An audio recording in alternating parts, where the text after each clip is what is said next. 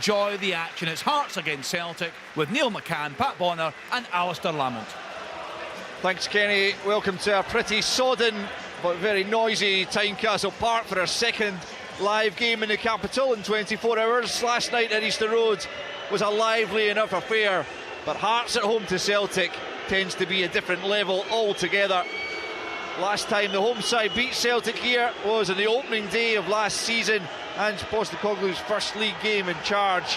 How different the Scottish footballing landscape is now, with Celtic well and truly restored as the dominant side in the country. The boos ring round Tynecastle from the home fans as Celtic go into their traditional huddle. The Hearts players are ready. Nick Walsh, the referee, makes his way into the centre circle with the match ball. A reminder that Stephen McLean is his colleague doing VAR this afternoon, and I wonder if he'll be getting involved over the course of the 90 minutes. There's usually one or two moments of controversy in this fixture. It'll be Celtic, the visitors, to get us underway, with Aaron Moy in the centre circle, prepared to kick us off. They're going from left to right as we look at it from the back of the Wheatfield stand, and Celtic in their traditional green and white hoops get us underway. Hearts in their traditional home kit, maroon top, white shorts and maroon socks. All the way it goes through to Craig Gordon, the Hearts captain and former Celtic goalkeeper, bowls it out to Kingsley, who launches it long over the halfway line.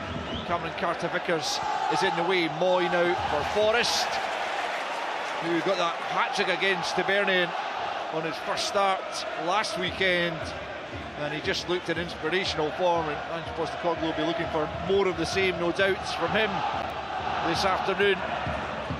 Good atmosphere inside Tynecastle, not quite full, but as good as, and always plenty of a crackling atmosphere inside the ground when these two sides come together. It's a good switch of play there, and it's out for Barry Mackay on the left-hand side for Hearts. Forward it goes to Humphrey, just tries to flick it for Ginnelly, didn't quite come off. Bernabei picks up. It's going to be a slick surface out there for the players, with the rain having begun to fall a couple hours before kickoff, and still pretty incessant out there as Moy picks the ball up in a good area midway inside the Hearts half. Back to Hattati, out to Forrest, first time ball, looking for Giakoumakis. Kingsley read it. Good start to the game, Neil. Both sides looking like they're going to go for it. Yeah, it is. I think the surface and the atmosphere will allow it. This will be a high tempo game. Just looking at Hearts, I thought that last pass from Mackay was meant for Ginnelly, and Humphrey just got in the way. But really interesting how Celtic deploy their fullbacks. I know it's been spoken so many times before, but it might just suit Hearts because the fullbacks go in. That means that the wide areas, Ginnelly and Mackay, if Hearts can actually squeeze in compact as well, force it in the wide areas. It's the midfield runners that Celtic are really, really good at, and that's when they need to switch on. But it's been a terrific start. A couple of minutes in, no goals. Moy has it back to Jensen square for Carter-Vickers, the Celtic stand-in skipper. Back to Jens it goes.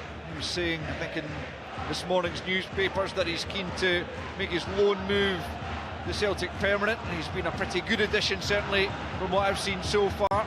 Very comfortable there alongside Carter-Vickers as Hattati picks up and spins away from his marker and finds Moy about 25 yards from goal. His attempted pass out to Forrest is closed down, and it breaks back to Craig Gordon. Pat, what are your thoughts in the opening couple of minutes? Yeah, I'm just looking at the position of Hattati and Moy. They're playing very, very high, almost playing up in front of the two centre halves of Hearts, and Hearts is sitting with almost a one holding midfield player. And that might be a bit of a problem for them if they're able to play through the thirds of the pitch and get the ball really quickly to them. Pat, I'm watching that, and I'm watching Keogh and Devlin picking up Hattati. Keogh must slide across because Moyes, he's drifting into that higher position you're speaking about, but he's becoming spare. Devlin needs to tell Keogh just to get away from him. He picks up Hattati and Keogh does the left side. Just now he's getting caught a wee bit in between. Yeah, but the other issue is because of the full-backs, as you mentioned already, are going in midfield. That's attracting Devlin and attracting him, can almost out into that position, and they've got to take care of O'Reilly also, which creates space higher up the pitch. Jens was caught there late by the challenge of Humphreys, and it'll be a free kick to Celtic. It's interesting just watching Hearts trying to deal with the movement of Celtic in the middle of the park. There always seems to be a spare man for the visitors. Moy and Hattati and O'Reilly all drifting, and Alistair, that's happening because Snodgrass is doing this. As soon as he jumps to a centre back, you can see Humphreys trying to work into O'Reilly. If he stays high, then that's where they're getting the overload. It's Maida for Giakoumakis down under the challenge of Snodgrass in the centre circle. Free kick to Celtic, 4 minutes played, no goals at Tynecastle yet. And this afternoon's early kick-off, 3 o'clock kick-off to come in the Premiership. We'll have them covered for you here in Sports Sound over the course of the afternoon. Live commentary of Rangers Livingston is with us here on Sounds on BBC Radio Scotland Extra, digital 810 medium wave and online, and open all mics on our other frequencies as Forrest comes forward down the right hand side. Tries to play the 1-2 with Moy, then Mackay was almost got possession. Cochrane back to Craig Gordon before Giakoumakis could slide in. Carter Vickers gets his head to the clearance and now it lands with Forrest. Edge of the box, plays the 1-2 with Moy. Forrest runs into trouble. Hearts can't clear the lines though. Picked up by Moy now. Maida. Snodgrass back there just trying to get the ball away for Hearts. Edge of the penalty area and Smith finds Giannelli. Now they can come forward down the right hand side. Back it goes to Soglu and Civic, who will just nudge it back to Craig Gordon, who clears first time up towards Giannelli on the halfway line. Challenged there by Alexandre Bernabei. Back, I was interested to mention it in the team news that as much as Ange Postecoglou is rotating his squad, that 3 in the midfield of O'Reilly, Moy and Hatate has been pretty much non-negotiable.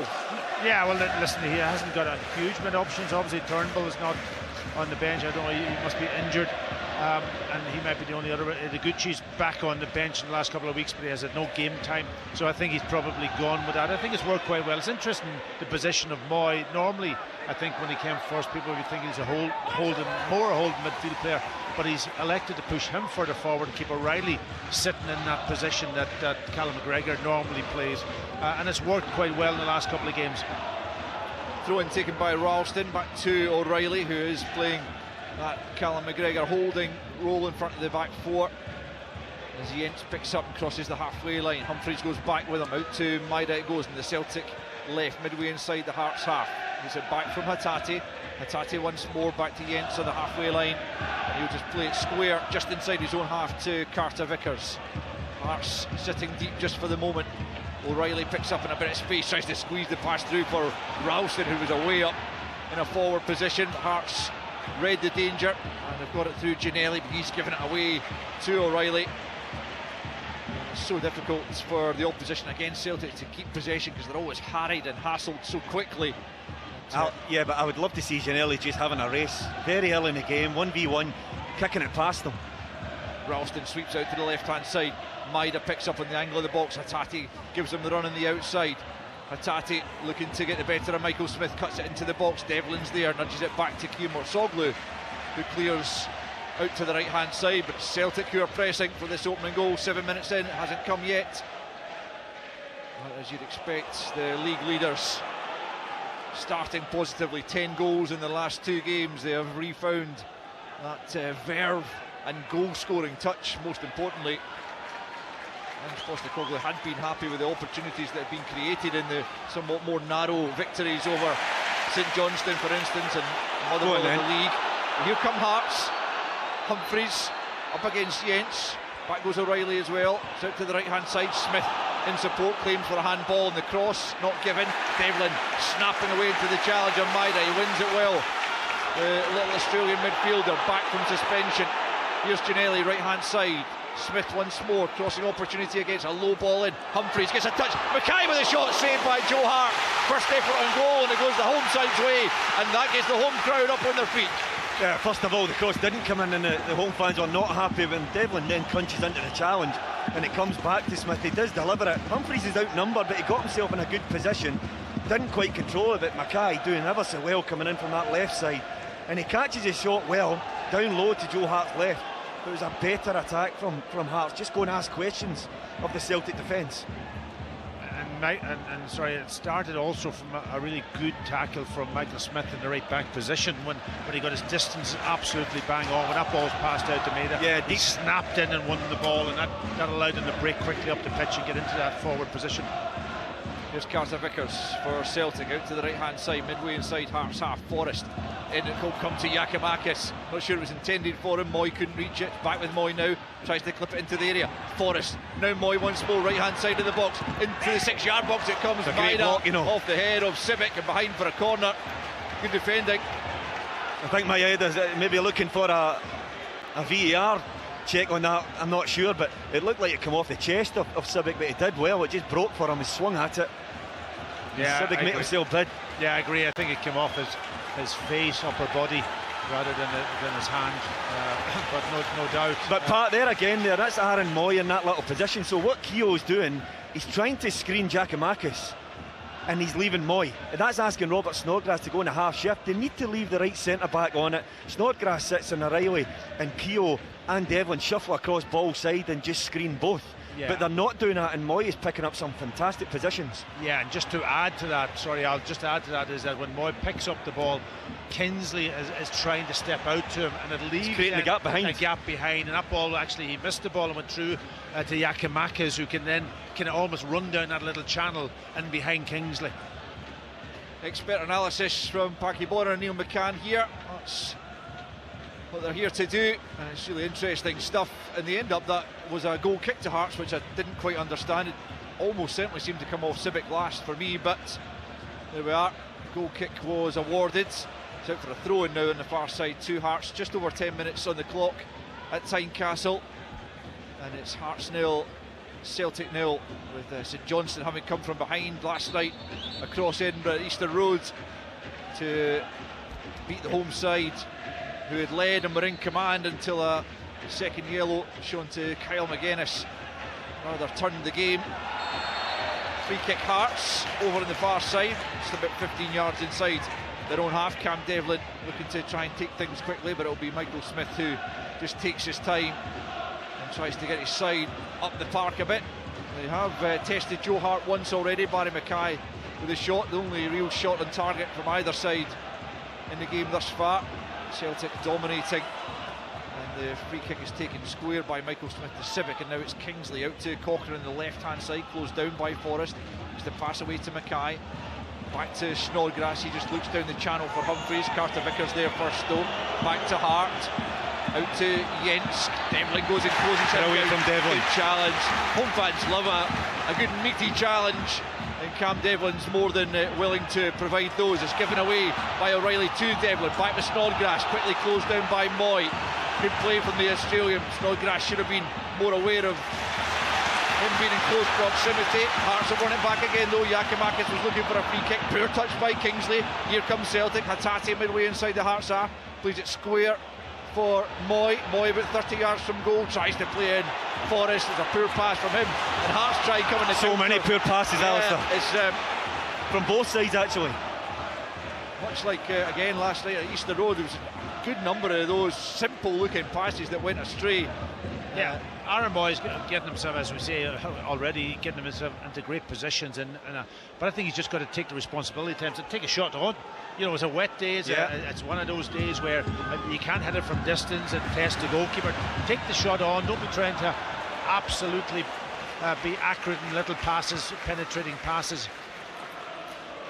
Celtic have a throw-in over on the far side, more or less in the halfway line, to be taken by the young Argentine Alexandro Bernabé, who's really going to find his feet as a Celtic player.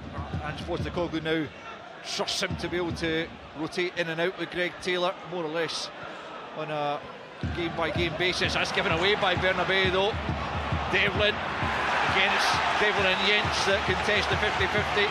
Breaks out for a throw-in on the far side. It'll go Celtic's way, but Devlin, who's missed a couple of games through suspension, Neil, you can see how important he is to Hearts in that engine room. You can see his worth. I mean, when he gets into the final third, it might not be his strong suit, but reading things, launching early, don't anticipate that he can get a half chance at a big tackle. It lifts this whole crowd. It's been terrific for Hearts so far. And a poor throw-in. Keogh Morsoglu picks up Humphreys, well challenged by Jens. It'll come back though. Snodgrass is through. Can he score? Good save by Joe Hart. Really good goalkeeping as Snodgrass drove his way through the Celtic defence, but Joe Hart was equal to it. Hearts 0, Celtic 0. Yeah, that's Bernabé giving the ball away on a couple of occasions now. That one from a throw-in and puts his team in real trouble. And Joe Hart coming up with a big save again getting out quickly to kill the space and make the big block. Here comes Celtic. Ralston inside the penalty area, away from Cochrane, slides it across, goal! It's in! Celtic in front! It was a defensive mix-up for Hearts. And it looks like James Forrest who's taking the accolade again inside the 6-yard box, who rose to hit it as Ralston forced it across goal, and Hearts, having threatened a couple of times, find themselves behind. It's Hearts 0, Celtic 1. Well, it's that run from Tony Ralston again, obviously playing in that midfield position and he almost runs on the inside and gets to the byline, and then the deflection, of course, takes it up over Craig Gordon, and there was a good reaction from was it I thought it might have been Forrest. I think it was James Forrest. Yeah, James scored. It was a good reaction from him because it came quickly to him just to plant it in the back of the net. He couldn't really miss from where he was. He found himself in there, Pat, because he wanders inside, and then obviously when the ball came out wide, a crucial touch from Keogh. He's actually trying to get across the front post to make a block, and it's lifted over the top of Craig Gordon. I just don't wonder whether young Cochrane could have gone to ground and stopped the cross. He was almost trying to put his hand out to combat Ralston, but his touch is always going to take him apart, so you have to, as a fullback, your job is to stop crosses coming in that box. He didn't, and Hearts have paid the price. I just wonder, going back to the Snodgrass chance, Pat, could he have taken it with his left foot instead of chopping it onto his right? Yeah, but going back to you're right about Cochrane, I think he's got to go to ground there because the ball was almost right on the byline, and he has to stop it. I think Robbie Nielsen made that point early on in this pre-match. Here's Devlin for Snodgrass as Hearts look to respond quickly out to Smith, and now Humphreys inside the penalty area, onto the left foot, gets a shot in, deflected behind for a corner. Good Hearts response, but you trail by a goal to 0. It's good from Hearts. I've asked before the game, Alistair, whether the front players could pose a threat, just take a bit of responsibility, and they certainly look as if they have got a threat. Humphreys up top doing well, Snodgrass, Barry Mackay, all involved early. Corner kick on the right hand side to be taken by Snodgrass, left footed. 16 minutes on the clock. Hearts 0, Celtic 1. Snodgrass curls it into the 6-yard box. Kingsley climbs, claimed for the corner again. Nick Walsh's goal kick. Yeah, he got up well at the back post, didn't he? Above Jens, I think he was picking him up, and he got up. He just couldn't get it on target to test Joe Hart. The Hearts fan eventually returns the ball to Joe Hart, and the goal kick is taken. Well, that's very disappointing for Robbie Nielsen, having had a couple of chances themselves, not taking them. But it shows you also how important goalkeepers are from that point of view. Joe Hart makes the big save, and from that they go down the other end and they end up scoring within a couple of seconds. And then, unfortunately for Craig Gordon, the deflection takes it away from him. Look at you trying to get the keeper involved in Celtic's goal, Pat. Any way you can. Yeah, it was certainly an important intervention though from Joe Hart at the other end just prior to that Celtic goal going in. James Forrest with his 4th in a couple of games and 5th for the season all told, found himself inside the 6-yard box and was able to nod home into an unguarded net as Ralston forced the ball across the 6-yard box, and Celtic have the early advantage. Bernabei started a little bit nervously in this contest, giving the ball away a couple of times under some pressure. Here's O'Reilly, Hearts crowding round them, they've won it back. Here's Devlin now, Ginnelly's out to the right, but he comes left to Mackay. Mackay about 30 yards from goal, looks for movement. Cochrane offers it inside the penalty, across goal. Great intervention by Carter Vickers. Cochrane gets another chance, into the penalty area it comes. Hattati can only clear as far as Michael Smith. The shot takes a deflection, Carter Vickers clears. Better from Hearts again though.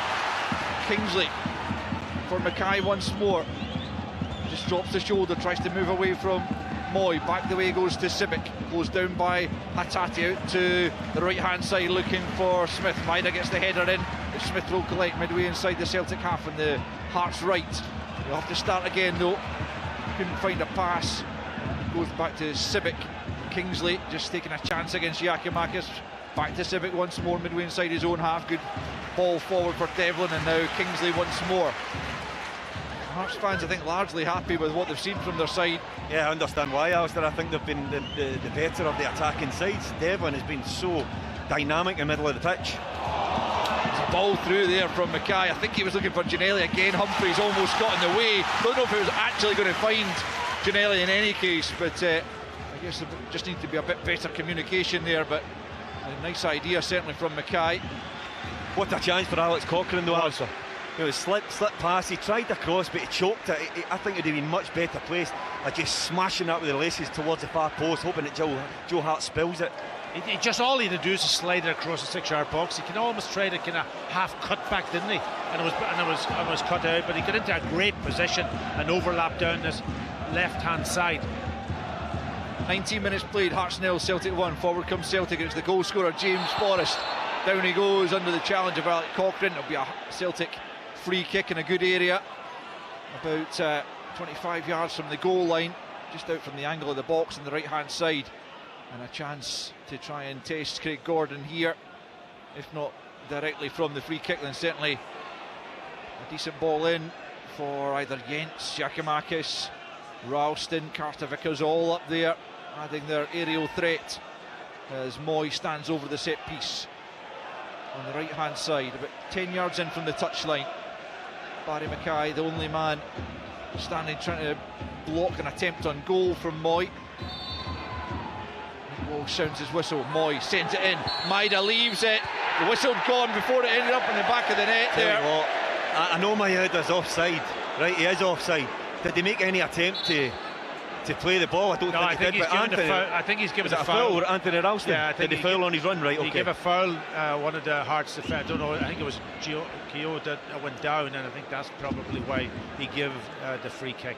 It wasn't from the offside situation. Yeah, it's definitely for some sort of infringement. It's not the offside. Wonder whether there was a block and a pull, because Ralston came from deep, didn't he? It was a great header. Yeah, it was a very good header into the back of the net. The whistle had sounded before he connected with the header. I just wondered if it must have been pretty clear cut for Nick Walsh to blow, because he is just asking for play to be held up just for the moment. There will be a check. There will be a check. And you can hear the home fans. Does that mean it was too early blown then, Alistair? Well, because how could he even contemplate offering a goal if he's blown too early? Because the Hearts then would have an argument that they stopped. Yeah, because the whistle had sounded. It's a strange check, this one. It is a strange one, because I think it's definitely for the foul rather than the offside situation. Because I don't think there was definitely Tony Ralston flag. was not offside, and Maeda had stopped completely, didn't even go for the ball. So, but as you said, Alistair, if the whistle's gone before there's contact with the head, this check's irrelevant, surely. He couldn't possibly offer Celtic the goal. Well, I wonder if our colleagues in the studio are getting any better insight into what's happening. Michael Stewart and Leanne Crichton. Well, play is going to continue, but I wonder, guys, if you've had any insight as to what exactly was being checked there. No idea, Al, but I think you guys are spot on with regards to the fact that the goal couldn't have stood simply because the whistle had gone before that action played out. So I can only assume he was perhaps checking if it was a foul, maybe to change the restart of the play, or just to confirm what had actually happened, but there was nothing that came up on the screens to confirm. They're just looking at replays now, and I've got to be honest, it looks as if it was Giacomakis on Kimo Zoglu, and there wasn't a lot in it. There was not a lot in it. Keogh just fell over, to be perfectly honest. So I'm not sure what VAR was looking at. Well, that's an interesting one, but certainly Nick Walsh was very quick to make his decision on the field. And then there was a hold-up after Anthony Ralston had headed into the net. And in any case, the goal certainly did not stand, and it remains Hearts 0, Celtic 1, with a quarter of the game played.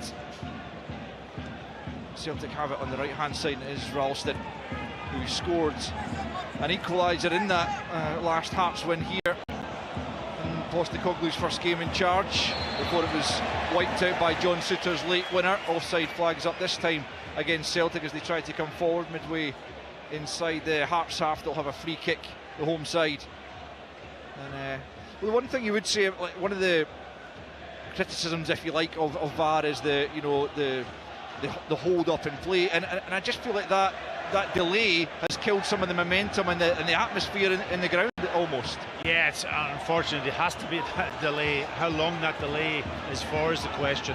I think when they came in first, that was one of the biggest issues, but I think they've sorted that out. So it will take time to settle down here. There's no doubt that the referees and assistants and the people in charge will have to take time to get used to VAR. Absolutely. There was a very quick one last night, actually, a potentially contentious decision late on as Martin Boyle went down in the penalty area. It might have been a big penalty shout, but ultimately it was an offside. Prior to that, it was checked almost instantly. There was virtually no delay. Kevin Clancy briefly pointed to the penalty spot before then raising his arm to indicate the offside. So that one was dealt with very well and very quickly. A bit more of a delay about that one here this afternoon. Ultimately, no goal awarded. Anthony Ralston will have a throw-in to take here down in the near side, the Celtic right, midway inside his own half. Looking for options, and one of them is James Forrest, the goal scorer, but he's beaten in the aerial tussle by Kingsley. Another throw-in to Hearts. Ball thrown at Anthony Ralston there by a Hearts fan. It's just completely unnecessary. Ralston, to his credit, didn't really react. It's a poor back pass. It's gone out for a corner kick. Joe Hart couldn't keep it in. Just misjudged from Ralston, and Hearts will have a corner, and he'll dearly hope that this doesn't cost his side an equaliser. A wee bit of lack of concentration, as was maybe just reacting to the fan that came back to him quickly. He just played it back. He tried to fizz it back to into the space so Joe Hart could take it on with his left foot, but he got it all wrong. And Snodgrass will have the chance then from the right hand side to swing the ball in left-footed and try and bring about a Hearts equaliser. That's with half a dozen bodies in maroon inside the penalty area or thereabouts, as Snodgrass lines this one up and whips it in towards the back post again. It's Kingsley trying to get there, but it's good defending by Jens to nod it behind for another corner, this time on the Hearts left. But Hearts' response has been pretty decent. Yeah, that's a couple of corners now played all the way to the back post, with Kingsley starting off just out past the penalty spot and spinning to the back post, trying to get in round the back of Jens. Jens doing well on that occasion to get his head to it, but gives away the corner again. There's a cluster of players inside the penalty area. Nick Walsh is just going to go across. There's 3 Hearts players, 3 Celtic players, all just within a radius of about a yard there. You would I think they're trying to work a block looking at that, because look at the gap in front of them. Look how the box has been separated for Robert Snodgrass just to deliver it into that 6-yard box area. Let's see what they can produce here. Snodgrass from the left-hand side, left-footed, cuts it back this time. Shot comes in on goal. Again, it's Kingsley. It's wide of goal. He just couldn't wrap his left foot around it sufficiently to get it on target, and it remains Hearts 0, Celtic 1. Yeah, well, it was a subtle block. I think it was a movement rather than any foul play going on, but Stephen Kingsley, right round the back, come to the edge of the box. The 2 players, Gianelli and Keogh, were standing there. They vacated the area, and he just didn't get enough turn on it. Ralston Hearts are right up running for this, out of Alistair. options. Yeah, they are. Carter Vickers helps him out and gets the clearance away. Cochrane right up the back of James Forrest, trying to keep the pressure on. I don't know what Tony Ralston was doing there. He just had to slide that ball either down the channel or down into the space that maybe beyond Cochrane for Yakimakis to get his body across. See if I can, and he elected to go back on the inside and caused a real problem for himself. On the halfway line, Civic knocks it forwards. Out of play for another Celtic throw-in. Anthony Ralston has just been urged to go back a couple of yards last time. The Hearts fans are furious that he had the temerity to steal a couple of yards, and they're on his case again just now as he creeps forward. Takes the throw-in. Devlin's there before Forrest. Tries to bring it down his chest. There's coming together there with Aaron Moy. Play continues. It's Humphreys just trying to slip that through away from Hattati. Poor touch from Devlin. He slides in, catches Jens. Celtic free kick on the edge of their own penalty area, as Moy just tries to pick himself up. I think he was just caught in the challenge there by Devlin. He certainly puts himself about anyway, Devlin, doesn't he? You know, and we've seen a couple of weeks ago where he was sent off, and he actually was out on his left-hand side, put a tackle in Aaron Moy, then got himself across, then put a tackle in on Jens. A little bit slightly late. He's just got to be careful when he slides into those tackles. He's all action, certainly, isn't he, Neil? But you wouldn't want to remove that edge from his game. No. But what he does need to do is obviously cut out what he did here against Rangers that saw him sent off. He's maybe just got that wee edge where he can go over, but he's been a catalyst for me for everything that Hearts are doing. Without his energy, his drive and aggression to go and spring from his anchor role, then Hearts don't get into positions to press Celtic high. If he drops off the game with Keogh and sits in front of that back four, then Celtic are allowed just to gain territory, but just now he's really infectious. Hatate lobs it forward. Cochrane gets there before Forrest. Moy wins the header on the halfway line, but it'll just drift out of play on the near side. 29 minutes on the clock at Tynecastle, and it's still a 0-0 for the league leaders, who will move 5 clear of Rangers ahead of their game against Livingston if they can hold on to the victory. But a good long way to go in this game, and Hearts have been very much in the contest despite falling behind after 14 minutes to James Forrest's 4th goal in a week. Free kick to Celtic on the far side, just off the touchline, more or less on the halfway line, taken by Bernabei, and it's now with Carter Vickers as the half-hour approaches. Now it's Jens. Ginnelly going across to close down Bernabei, who tries to lift it down the line for Maida. Maida closely watched by Smith. Good challenge by the Northern Irishman, back after 3 games out, as is Ginnelly. I think I said pre-match that the other change for Hearts was Sibic coming in. Sibic actually did start against Aberdeen, my mistake. It was Devlin, who was back from suspension, was the other Hearts player to come in. As Hearts have a bit of defending to do. Giakoumakis trying to make life difficult for Stephen Kingsley, who just hits the deck. Giakoumakis is furious, absolutely furious at the decision. He felt there was no real contact between him and Kingsley. Once you put your arm on somebody, modern game, they will go down. He doesn't have to do that because the player's in trouble. He's facing the corner flag, and he's either going to knock it out for a throw-in or they're going to get possession back. So he gives away a silly foul for me. No wins in 5 for Hearts. Drawn 1 and lost 4 of their last games. Their last win was away at Motherwell back in the middle of September, and worse than that, they've lost 10 of their last 14, which I know they've had Europe to contend with, but that is not the form of a team who want to finish in 3rd place once more. But they do have the chance to get up to 3rd, as Brian was pointing out pre-match. If they win today, they can go above a number of teams, including Hibs, who currently occupy 3rd, albeit like Aberdeen and St Mirren would have the chance later in the day to move back above them, as Craig Gordon comes out of his goal and gets a good connection on his clearance. Jens returns it though, and it's Hatate picking up, gets turned, and a chance to move towards the Hearts goal. Brilliant backtracking by Devlin, I have to say. He was in real danger there, I thought, of just bringing Hatate down, but he timed his tackle to perfection and won it back for Hearts. He's been absolutely excellent in the midfield. I'll tell you what he's doing, Alistair. He's actually, I think, intimidating 1 or 2 Celtic players, because at any time he's got close to Bernabei or Hatate in the middle of the park, they've always had one eye on him instead of concentrating on the ball. Here's Humphreys at the other end, tries to get the shot away. He takes a deflection which takes the sting out the shot, and Hart easily able to gather. 32 minutes played at Tynecastle. Hearts 0, Celtic 1. I think Devlin's tackled every single Celtic player across that pitch so far in the game. Incredible performance from that perspective. Now he's just got to be careful that he doesn't come in with a late one, especially with VAR now, Neil, you know. That's the They're just starting to rough the game up a wee bit, Hearts, and the Hearts fans are enjoying it. Celtic player Giakoumakis that time going down saying he'd taken one to the head. I didn't see anything in it, but they're certainly getting their teeth and biting into challenges, which of course you have to do against Celtic. Cochrane trying the cross-field pass, looking for Ginnelly, but Bernabei was in the way. You're right, Neil. Giakoumakis going down under the attentions of Sibic a moment prior to that. The referee just waving him to his feet as Giakoumakis rubbed the back of his head. Didn't look to be too much in it as he hit the deck. Here's Ralston in the halfway line. Plays it short to Jens. Yeah, certainly just trying to get themselves settled into this game, hitting a few passes across the back into midfield, back to the centre halves again, just trying to get a little bit more composure, because you're right, Hearts have upset them because they've gone and pressed them really hard, triggered by Devlin's work in the middle of the pitch. Trying to cement a place in the Australian World Cup squad, and certainly a performance like this so far against the Scottish champions will do his prospects no harm whatsoever. And he's on his side, a throw-in over on the far side. He really is everywhere, and we're seeing the very best of Cam Devlin this afternoon. He plays it back to Michael Smith and then gets the return pass again, tries to find Humphreys this time. That pass goes slightly astray. Celtic build from the back, and it's Jens. Now Giakoumakis trying to squeeze it through for Forrest. Good composed defending though by Kingsley.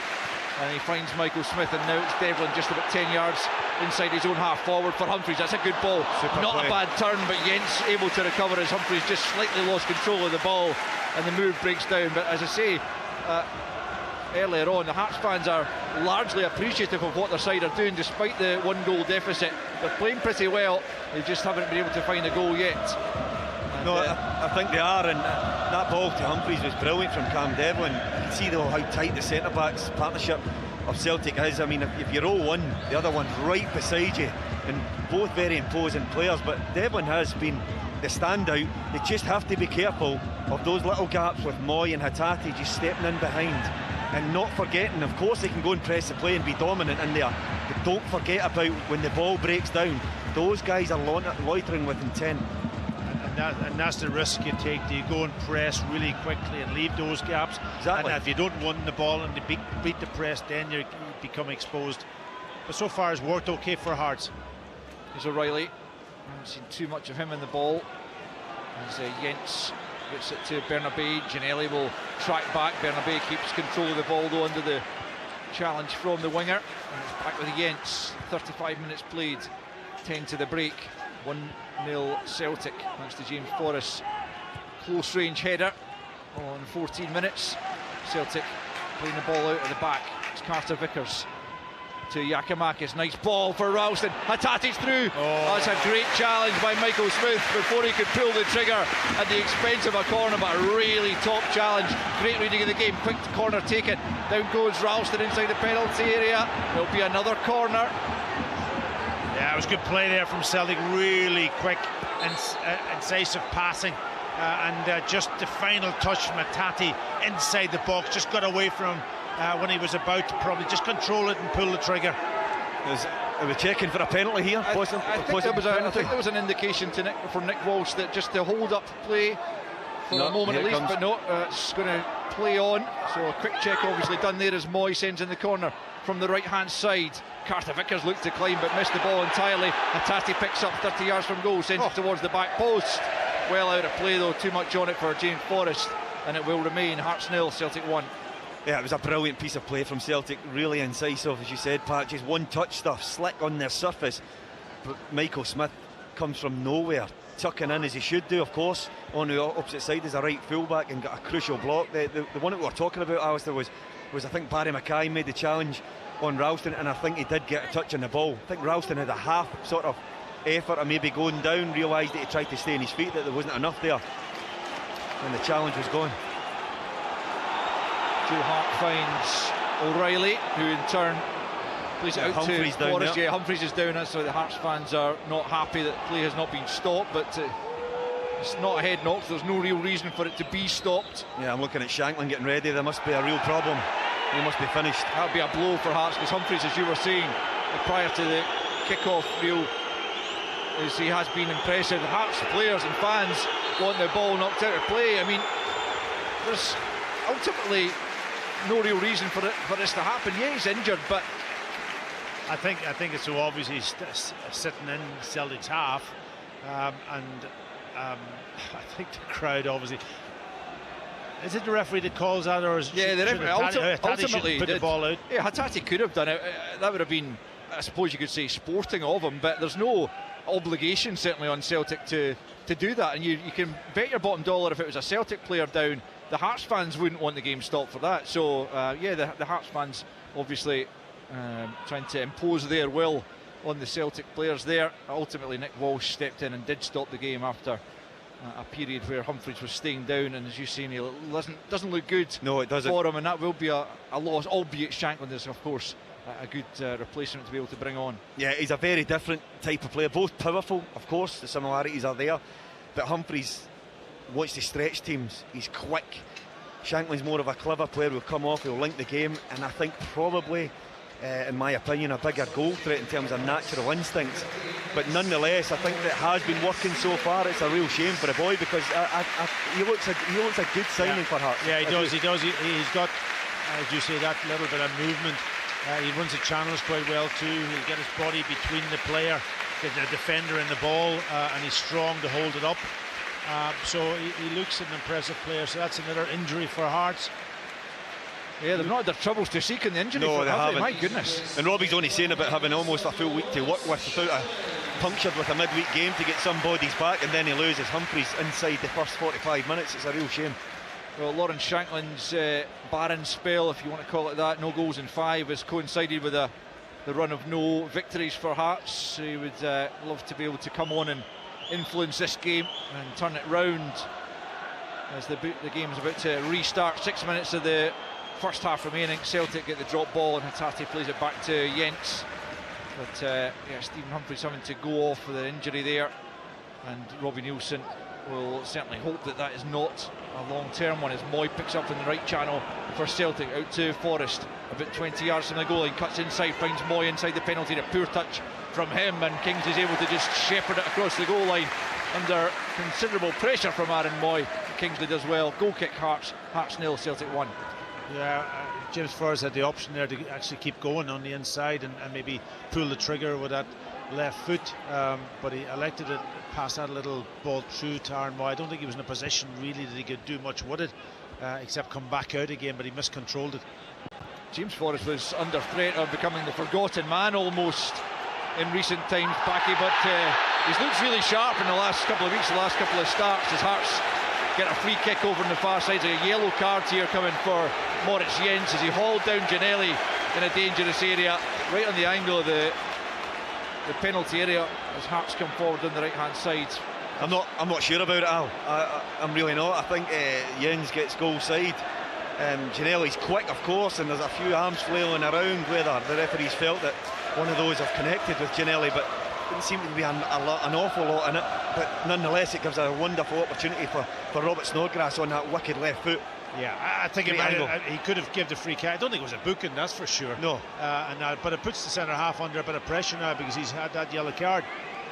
Snodgrass and Mackay over the dead ball situation, just a few yards from the angle of the box on the right hand side for Hearts, and it certainly is a promising situation. Both these players very capable of delivering. It will be Snodgrass, they'll whip it in near post, the header comes in, but it's well wide in the end from Soglu, who got on the end of it at the near post, but he wasn't able to get the delicate header that was required. He got too much on it and it flew wide of Joe Hart's left post. Hearts 0, Celtic 1. Yeah, he just had a glance at it, hadn't he? It was he got a really powerful header. He was outside the post, just had a glance at on target because he got in front. I think it was Yakimakis who was picking him up, and just got too much on it. It was a really good opportunity.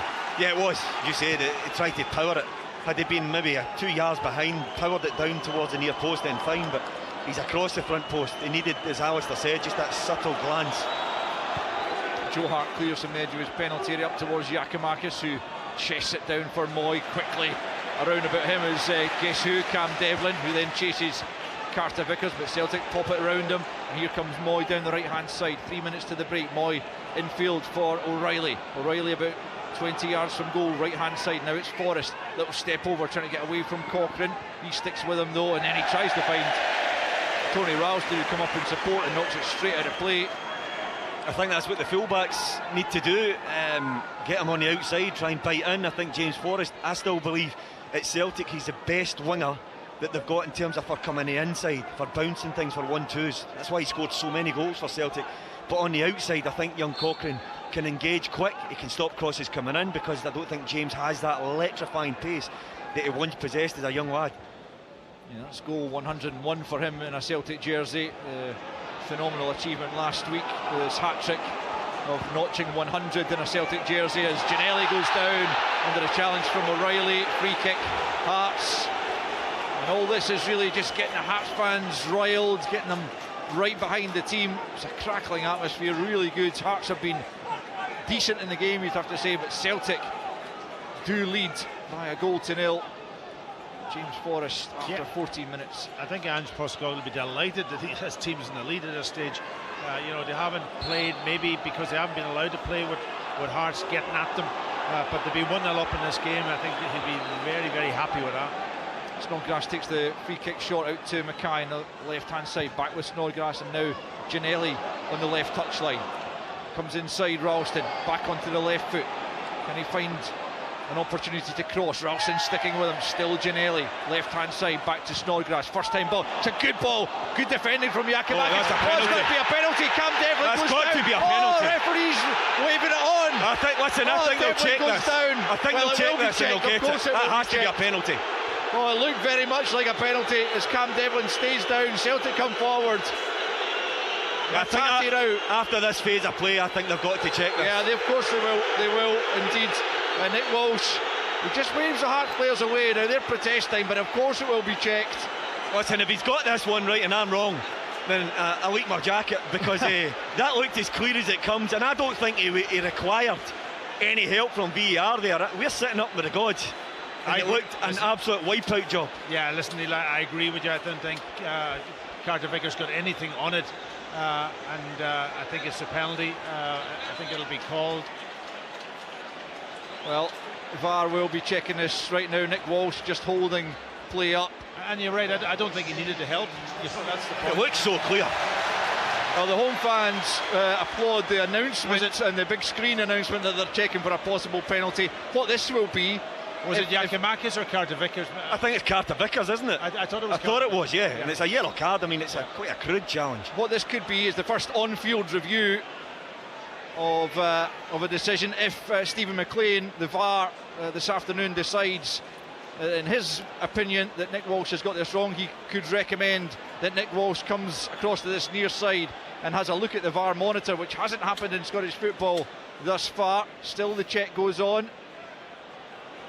4 minutes added on at the end of this first half so far. I think this is the bit where it does create drama. I'll give you that. It creates drama. It does take a long time to sort it out, and this is the bit that probably at the start of VAR, when it comes in, just takes that time. It's frustrating at times, but it's the way his back legs come up. It was catapulted almost. Let's see if our colleagues in the studio are having anything again, more of an insight into what's been looked at here, Michael or Leanne. Well, we've seen a couple of replays and it looks like a penalty kick to me. I think perhaps they're just trying to determine definitely whether Carter Vickers doesn't get a touch on the ball. But the incredible thing for me is here, instinctively you would think they should point to the penalty spot and then be checking it, not the other way around. He's going to the screen.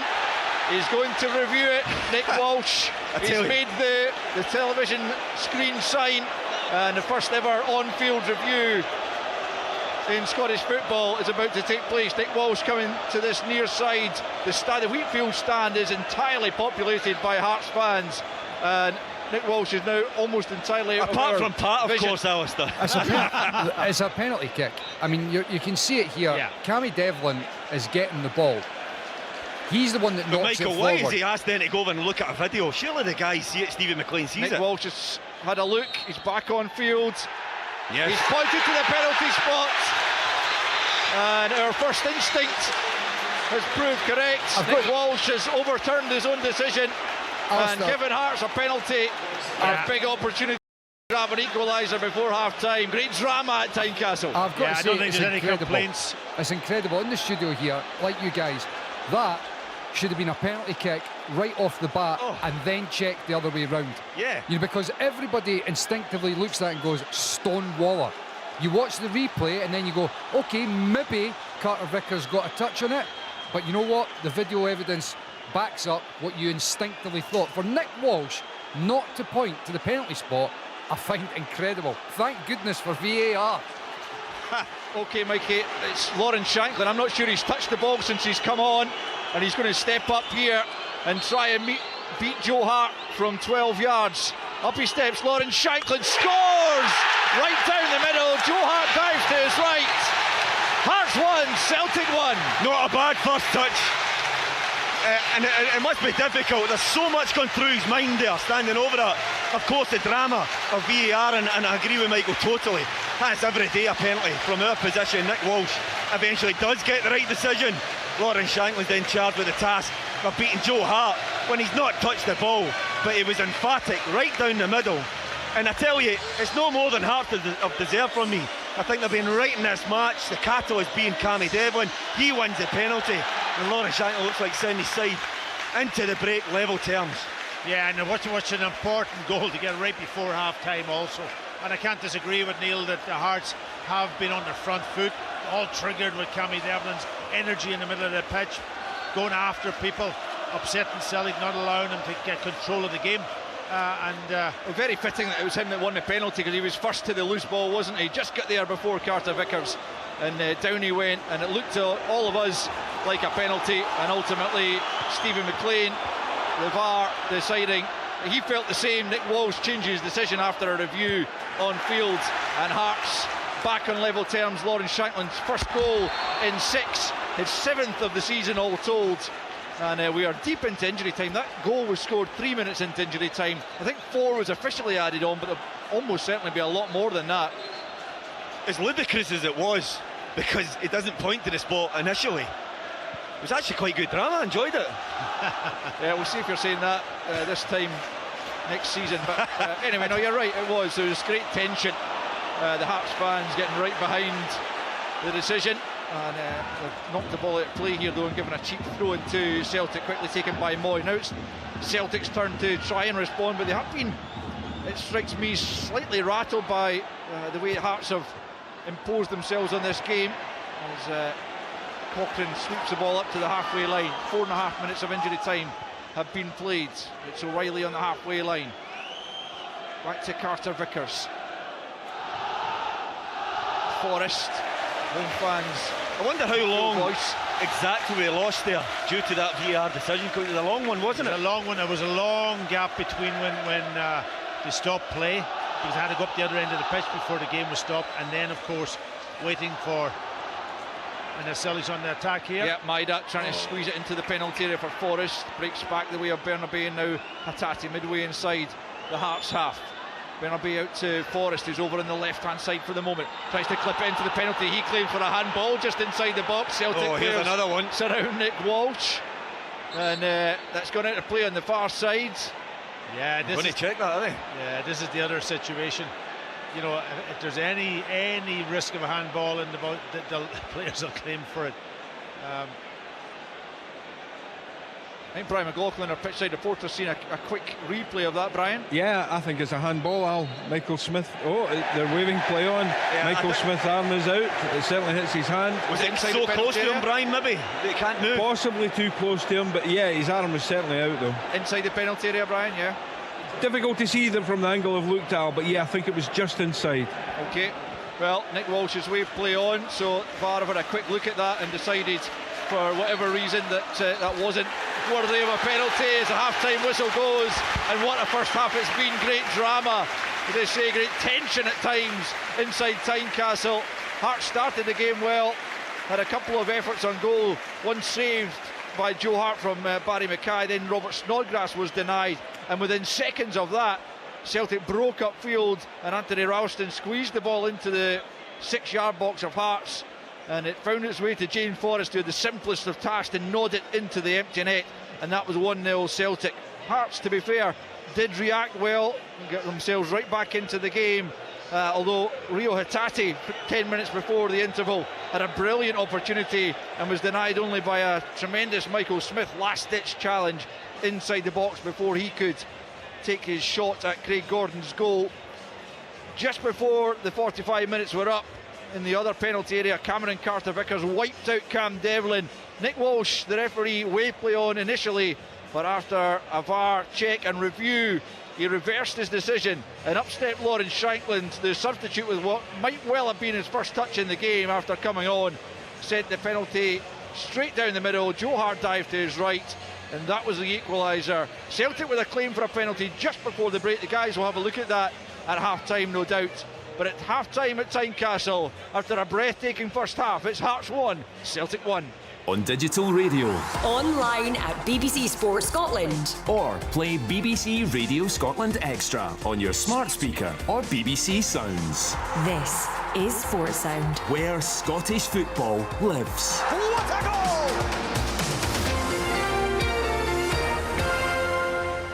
Where on earth to start with this one? Hearts won, Celtic won. The match was ticking along nicely. Celtic had gone ahead, dreadful defending by Hearts. Forrest took advantage, 1-0 up in 14 minutes. But right at the death there, we've spoken a lot about VAR. It was introduced last night at Easter Road. We heard from Liam, we heard from Michael at the start of the programme. They were both involved last night. It passed without any great incident, no big issues last night. That has definitely not been the case this afternoon at Tynecastle. I have to say, we heard it from Neil, we heard from Pat there. Real astonishment at what happened in the closing stages of that half, Leanne. Just give us your interpretation of what happened. First of all, with the penalty award, Nick Walsh didn't give it. VAR overturned it eventually. I think the concern there is that VAR had to become involved in that. And then right at the death, Celtic had a penalty claim. That was overturned very quickly. We saw pictures here in the studio of Ange Postecoglou laughing, his head in his hands. Just let's go back first of all to the penalty that was awarded. First of all, can I just say what an entertaining first half of football though. Great. Both sides gone toe to toe. Hearts, brilliant account of themselves. We know how depleted their squad is, and they've lost that. An unfortunate goal. You would need to say that Celtic took the lead, so to get themselves back in the game, they'll be absolutely delighted. An action-packed first half of football. I think the only thing for me, and Michael touched on it, Nick Walsh has got to award a penalty kick. For me, there's no other decision there to be seen. It can then be looked at and reviewed if perhaps it then shows that Cameron Carter-Vickers get any contact on the ball. But I think as a referee, to see that in plain sight and allow play to continue is where the issue lies. VAR's not the issue, the timing around it is not the issue. The fact that the referee didn't take control of the game and award that straight off as a penalty, I think most people in that stadium looking at it, viewers at home that are watching the game, and any listeners that are tuned into the commentary would have absolutely expected a penalty to be awarded. Then VAR would have come in and allowed the referee that opportunity to have clarity. So that is where the frustration comes from. The handball towards the end, I'm hoping that we'll get another rerun of it. I'm looking at it, I think Michael Smith's hands are in a fairly natural position, if I'm being honest. I actually think in first viewing that James Forrest is trying to flick the ball towards the player. I'll see it again, whether he's looking to try and get through the gap to dribble the ball, and that's where Ange Postecoglou is applauding almost the hilarity of VAR. This is a guy that wasn't too fussed about it during the week coming in, but it shows you how the emotions change when it starts to impact your side and you don't get the decisions that you feel are there to be awarded. I personally thought it would have been a really harsh decision to give a penalty kick for that handball, because I don't know where Michael Smith is supposed to put his arms other than behind his back, which for me is an unnatural position. I tell you what VAR is going to give us, and that's great post-match interviews. And no doubt two coming up right here in Sports Sound this afternoon, once this one's done and dusted at Tynecastle. Michael, we saw it in the studio, the direction of the ball, because Carter-Vickers came across, but the ball went forward after the challenge. And Neil is there, Packy's there, they're sitting in the stand a good distance away. Their instinct right away, penalty. It was the same in here. Why on earth did Nick Walsh have to have VAR? Do you think he's using it as some sort of safety net? But you, as a referee like last night, Kevin Clancy made all the decisions that he saw and that he thought were correct. Yeah.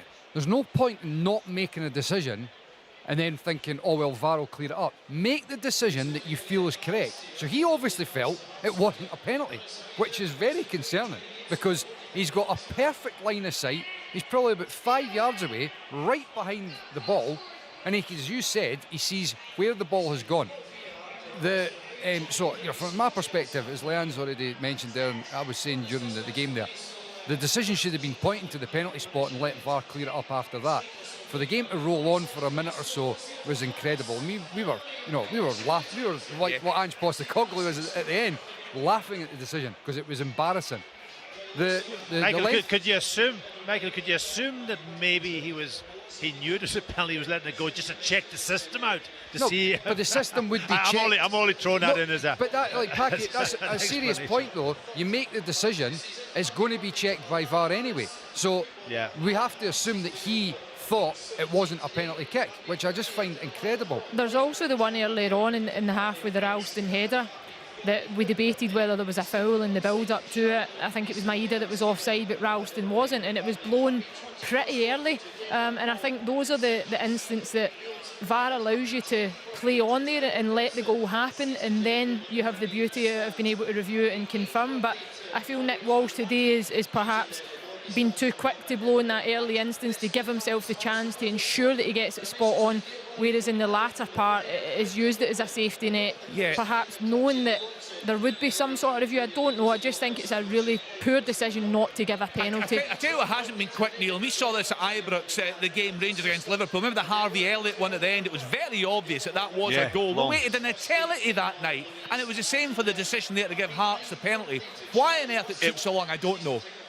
But I tell you what, Kenny, I'm puzzled, Pat, though, because if you're then asking the referee, if Stevie McLean, who's the VAR referee in the hub, if he can't make the decision that's clear, is he just giving the referee the place? Is he giving the referee the place then? It's never his decision to make. He can only offer the referee a review. He can only advise my mistake. He can only advise the referee to go and look at it again. Have a look. Because there might be contact there that you've missed, or there might be a touch on the ball that you've perhaps missed. He can only almost guide them in that direction, but ultimately the referee on the pitch makes the call. I'm sure I've seen decisions given down south. I'm sure I have. Usually, Neil, the VAR's made a decision. No. Usually offside. Usually the referees won't review an offside, for example. An awful long time, didn't because penalty kicks are still going to come down to a subjective, whether somebody thinks it is or it isn't. The offside is black and white. It's a definitive. Also, what happens in the build-up is that I don't know how many cameras are being used today, but the minimum of 6 cameras. So at the point that the penalty review, they will need to look at the entire attacking phase of play to make sure that the build-up to the penalty being awarded, that there was no other infringement. So it does probably take them a bit of time to look at all cameras, make sure that there was no offsides, there was no earlier fouls, any infringements that could have then stopped the actual penalty happening. So you're kind of then going back and reviewing the entire thing. One guy that will be happy, Kenny, is Robbie Nielsen, because you say, well, that's why it was brought in. But what's puzzling is all here. Is it why he didn't award it immediately on the pitch? And what's puzzling is also, Michael, is the length it took then to actually make the decision. Well, this is what I was VAR. That took a long time. And by the way, when the other penalty situation, they made the decision so quickly. Yep. There wasn't even time to look at reviews and so on. It was just made. That was what I was going to say, Packy. That would be Angel be probably given out about that. I would hope that in future. And I hear what Leanne's saying is a valid point in terms of, you're looking at the phase of play. That can be done quickly. I'm just hoping that, we heard that, in the programme that Crawford Allen talking about how he wants things to be a little bit longer to make sure that they get the right decision. I would hope in the weeks and months to come that a decision like that, first and foremost, would actually be the right one by the referee on the park. If it does go to VAR, it would be a little bit quicker, because the only thing that was really up for debate in that tackle, and you can watch the phase of play and you can see it pretty quickly whether there was any other infringements, was did Carter Vickers get a touch of the ball? You would be able to determine that within 1 or 2 runs of the replay. So it should have been quicker, but hopefully that is just, the infancy of the technology, and it will get quicker over the weeks. Yeah, listen, we can't be too critical, can we? We're just starting off. They got the right decision. The first day of it. They got the right decision in the end. That's the most important thing at the end of. But that is the point. We'll take a bit of time. The example, Kenny, that was used when we went to the VAR day, I think it was a Juventus game where actually they had missed one of the cameras that effectively either meant that the player was onside or offside, and they had only looked at so many cameras, and actually if they had gone to that other camera and checked it, it was clear. Yes, it was clear. So these are the things just now that the VAR room are making sure that they're getting right. And I know what the guys are saying, one incident was really quick and one incident was a bit longer, but I think we can all agree that the decisions have eventually on the that right decision. Should the second one have been longer? Should Nick Walsh have been sent over to have a look at that? No, I don't think so personally, but what I am surprised at is because, look, I think, I'm a strong advocate for defenders not being punished for things like that. You see it happening all the time. You will get an exact same incident like that, which will go to VAR and a penalty will be given. And that's the problem. Yeah, and that's where, well, it's a problem, but it's what football is all about. It's about different opinions. To me, that there was a penalty at Rugby Park in the League Cup during the week. Liam Smith goes to block a shot from Kyle Lafferty. His arm is almost identical to Michael Smith in regards to where it was. Totally natural. The strike was from about 3 yards away, smashed at him, it hit his arm, and a penalty was given. Penalty's given. And obviously, there was no VAR last week. There is now. And But I still think if that incident at Rugby Park had been looked at by VAR, there'd have been a lot of VAR assistants that would have said, correct decision, penalty, play on. And by the way, the Michael Smith one today, a lot of people will be expecting a penalty. But that's my point. I'm giving it from a player's Yeah, well, I was about to say, perspective. Leanne, why wasn't he asked to go over and see that Exactly, himself Neil. as a penalty, as a referee? Well, because Just to- obviously Stephen McLean has looked at it and thought that the referee has made the correct decision. Right, that's fair enough. Let's I'm talk just asking questions that other Yeah, people no, will be asking, because absolutely, you know spot it's like, on, you know. yeah. Let's talk about the football, Neil. The approach from Hearts. You spoke a lot earlier on about how Robbie Nielsen would have to approach this match today. We spoke about Barry Mackay. He got himself involved in that early chance. You've been crying out for him to do more in games. So how have you assessed Hearts in that first half? I think Barry Mackay, if you take him into isolation, I think he's been trying to be disciplined. I think he's still been caught. It was Ralston running from that inside area where I believe it's a problem for the central midfielders that can shuffle across there and just really kind of cancel out, because I still feel that Moy and Hatati's getting too much space in behind there, and if Celtic were better in possession of the football, I think they would have a lot more problems, Hearts. But in an attacking force, as I said, it has to be right in order to take some pressure off of Hearts. I think they've been good. I think they've been well worth it. Their 1-1 result going in after 45 minutes, and if anything, I think they've probably been a more dangerous looking side on the attack. They've had less of the ball, certainly, but there's so many decent opportunities, Kenny, and I don't think Ginnelli's he's been disciplined like Mackay. Hasn't really shown anything about going past his fullback Bernabe and really testing him out. I would like to see that. The one moment after about 10 minutes in the game, I thought, right, just have a race, just kick it and see how quick he is, because the next thing that fullback's going to think, if Ginnelli goes past him, maybe gets cover from the left centre back, but if he goes past him, he's thinking, right, I'll give him half a yard, and then he can go on the inside. So Snodgrass he's been okay in flashes. I think he's been caught a number of times in the middle of the park, just getting pressurised from Celtic. But on the whole, I think Hearts have been really good, and none more so, and this comes from a guy who really is deployed deeper in the field, is young Cammy Devlin. Cammy Devlin has been an absolute dynamo, and he has engaged further up the pitch. He's released that anchor. He's really kind of been infectious in terms of, if you feel somebody going, Mikey used to do it at Hearts. I mean, he used to use tear off on his own, and sometimes if you're going on your own, you'll get picked off, but sometimes if you go and you get a bite, it can trigger somebody to come way in. If you can go in 2 and 3s, and of course 4 and 5s, and get a good balance about you where you're still secure at the back, you've got real possibilities of catching teams in good areas of the pitch that creates chances, and I think that's what's happened. It's been a cracking game, Pat, hasn't it? What have you made of that Celtic performance in the first half? What will Ange Postecoglou be looking to change? Yeah, well, listen, Michael has already touched on it. They pushed Aaron Moy high up the pitch. They pushed Hatate high up the pitch, down this, almost into those little spaces either side of Keogh. But they haven't been able to get as much ball to them as they would have liked the game. And that's all down to Hearts. They pushed Snodgrass on, they pushed Devlin on, and he's been terrific in the game. And that stopped Celtic from using almost that strategy to his best. Now, they had one brilliant bit of play where Hatate got himself into the box. Just he had a bad touch and allowed Michael Smith to get across and put a tackle in. That was brilliant bit of play. And if they can do that, take that risk of playing that ball very quickly, penetrating passes into those guys, then whether Hearts will be able to keep that sort of intensity up with Devlin, because he's running all over the place. He's putting tackles in almost every single player in that midfield, even to the fullbacks at times. Can he keep that up?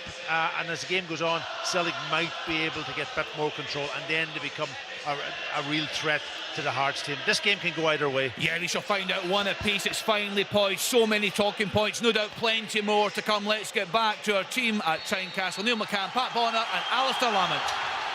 As Kenny back underway, and centre taken by a man who will now be known as the new Michael Stewart, according to Neil McCann, Cam Devlin. Easy now, Alistair, easy now. That's effectively what you were saying. It's not what I said at all. You can make up what you want. Here comes Celtic, right hand side.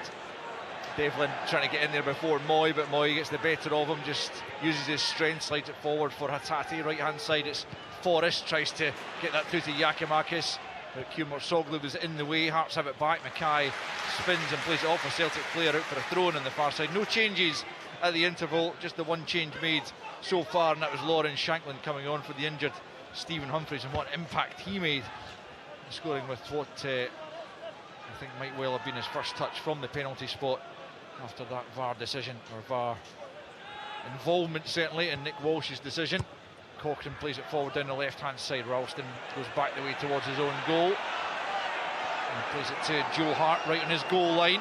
Takes a step back and then launches it long up towards the halfway line, looking for Giacomakis, but Kiemorsoglu's there ahead of him. Snodgrass just pokes that to Devlin. Devlin out to Ginnelly on the right-hand side, just in the angle of the box. Coming forward down the Hearts right. Cross goal it comes. Good defensive header by Jens, headed down by Snodgrass, and Devlin once more. He was caught by Moy. Play continues. It's Smith. Ginnelly with another chance to cross. Chopped back onto the left. Not sure why. Tries to go by Bernabei again. There's another ball. What a ball, son. Goal for Hearts. It's Lawrence Shankland. Hearts have turned the game on its head. Ginnelly for Shankland, sliding inside that 6-yard box.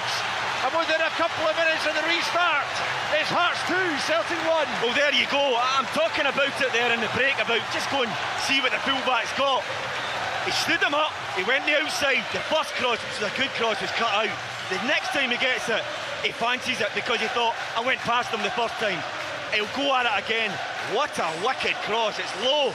It's whipped into an area in between, just begging for someone to go and attack it. And I tell you, I still believe it.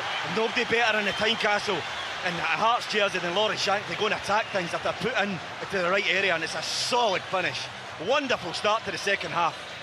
Yeah, I seen Carter Vickers with his hand up, hoping that it was going to be offside. I don't know. It will be checked, of course. Everything's checked when it comes to a goal, but.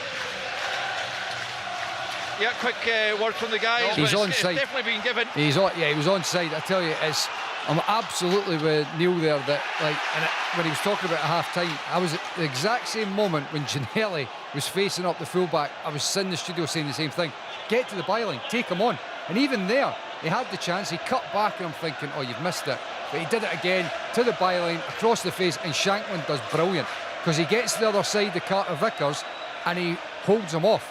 You know, Lawrence Shankland has developed a fair amount of upper body strength in the last couple of years, and he used that there to best his ability. That's a great start for Hearts. It's no mean feat to out-muscle Cameron Carter Vickers inside the 6-yard box, but Lawrence Shankland was able to do that there. But as Mikey's saying, I was the same. I thought Ginnelly had passed up the opportunity to get the ball in when he checked back onto his left foot, but what I know, he then goes and puts a wonderful ball in. He'd won towards the end of the first half where he's down in the left channel and he chopped and he chopped and he chopped, and Lawrence Shankland's making run and coming out. There's nothing more frustrating for a striker. Believe me, I've been told off many times, if you're going to chop back, I've got to do my run again. That time he knows it because he's gone past him once. He's got the better. He needs a half a yard. And then, can you produce some of quality in his mix? Just very well, he's described Lawrence Shankland. He's still got a lot to do, but he's making sure he gets enough strong contact. He's physically imposing himself to hold Vickers off, and it's a brilliant goal. Really, really good goal. Packy, what did you make of the Celtic defending? Yeah, if I'm not mistaken, he's come from behind Carter Vickers. He didn't actually get in front of him. He can almost come in from behind him, and you would expect Carter Vickers maybe to cut that ball out, but he's almost let it go. And and I also pick up on Burnaby. If he's going to be up against Ginnelly, he's got to push him, try to push him maybe even on the inside there. He was inside the box. It's difficult for him because if he does come in, he gets the shot away. But if you allow him to get running at you and get to down the outside, I think he's got a beating of Burnaby, and that's going to be an issue throughout this second half. Now that he's got the confidence up, especially. 50 minutes played. Hearts 2, Celtic 1. Goals either side of half-time from Lawrence Shankland, the substitute. Have put Hearts in command as they're about to take a goal kick. Craig Gordon to clear from his 6-yard box up over the halfway line. Snodgrass and Moy contest that one. It breaks for Hatate. And Mackay picks up for Hearts, left-hand side. Tynecastle really is at its cauldron-like best on afternoons like this. Right behind their side, the home fans. The good away support as well, as always, when Celtic travel. And you really can't get much better than this in terms of Scottish football, in terms of the atmosphere and the contest that we're seeing out here. Celtic have got to get a ball down quicker and get the passes away quicker. they're in a situation where they're getting out-muscled a little bit in this game. You know, Hearts have got, they know they've, in the first half they got about them, they've continued in the second half, and they've not allowed them to actually get any control in the game. They've got to get that ball down, they've got to start passing it a little bit quicker off their first, second touch. Giacomakis stopped by Soglu, but it's Hatate now into the penalty area. Maida with a flick, chance for Moy, wide of goal. How has he missed that? Aaron Moy with a goal gaping, 12 yards out, and he sends a left-footed shot wide of Craig Gordon's right-hand post. A glorious opportunity for Celtic to equalise, but it remains Hearts 2, Celtic 1. Oh my word, it was a great run by Hatate into that space down the inside right channel. Got a good cut back, and it had all the space in the world. He could have picked any side to go to, left or right, and he knocks it by the post, which is quite incredible. Brilliant awareness from the header. He just sees him, he just has a deft little touch, and I mean, he's just trying to be so precise, Packy. He's just trying to stroke that into the corner when I think it just deserved the laces. Just coming onto it with so much speed, but there's a warning shot to Hearts. This Celtic side are still very, very dangerous. They might have got themselves into the lead, Hearts, but those little pockets of space will hurt you if you don't tighten up when you're out of possession. There's no doubt this Celtic team will always play right to the 90th minute. And beyond. And beyond, yeah, you're right. Devlin's won it from O'Reilly, who was slack just outside his penalty area. Mackay, left-hand side of the box, trying to get away from Moy into the penalty area. It comes Devlin with a chance over the top from Devlin. Just wouldn't sit down for him, couldn't get over the top of it, and he couldn't control the shot. Hearts for the opportunity, but it does remain Hearts 2, Celtic 1, 52 in the clock. That would have capped it off for me. A wonderful 52 minutes of the game for Cammy Devlin. That's not his strong suit. We know what his strong suit is. He's already shown that throughout this whole match, but that was a beautiful chance. It just dropped him. It was Barry Mackay drifting towards the 18-yard box, just clipped it, took a little deflection, just fell perfectly for him. Maybe rising ever so slightly and just needed to get the body over the top of it, but nonetheless, you're 12 yards out. His eyes must have lit up there. Wasn't quite as good a chance as Aaron Moy's but nonetheless a very presentable opportunity as Hearts tried to release Ginnelly on the right hand side, but just overhit from Kingsley with a free kick. 53 minutes played. Hearts 2, Celtic 1. Celtic have won 13 of the last 15 meetings between these sides. As Packy says, do not count them out yet. With more than half an hour to play as Michael Smith slides in, but Hatate gets the better of him. Here's Maida trying to get away from Sibic. Sibic pulls him down, but it's Forrest picking up edge of the penalty. It goes for goal, punch cleared by Craig Gordon. Two good fists and gets good distance on the clearance. Devlin for Shankland, but Hatate picks up just inside the Hearts half. Celtic coming back at Hearts now. It's Forrest just outside the penalty to the left hand side. It's O'Reilly trying to get the cross in, comes off Sibic, back to O'Reilly.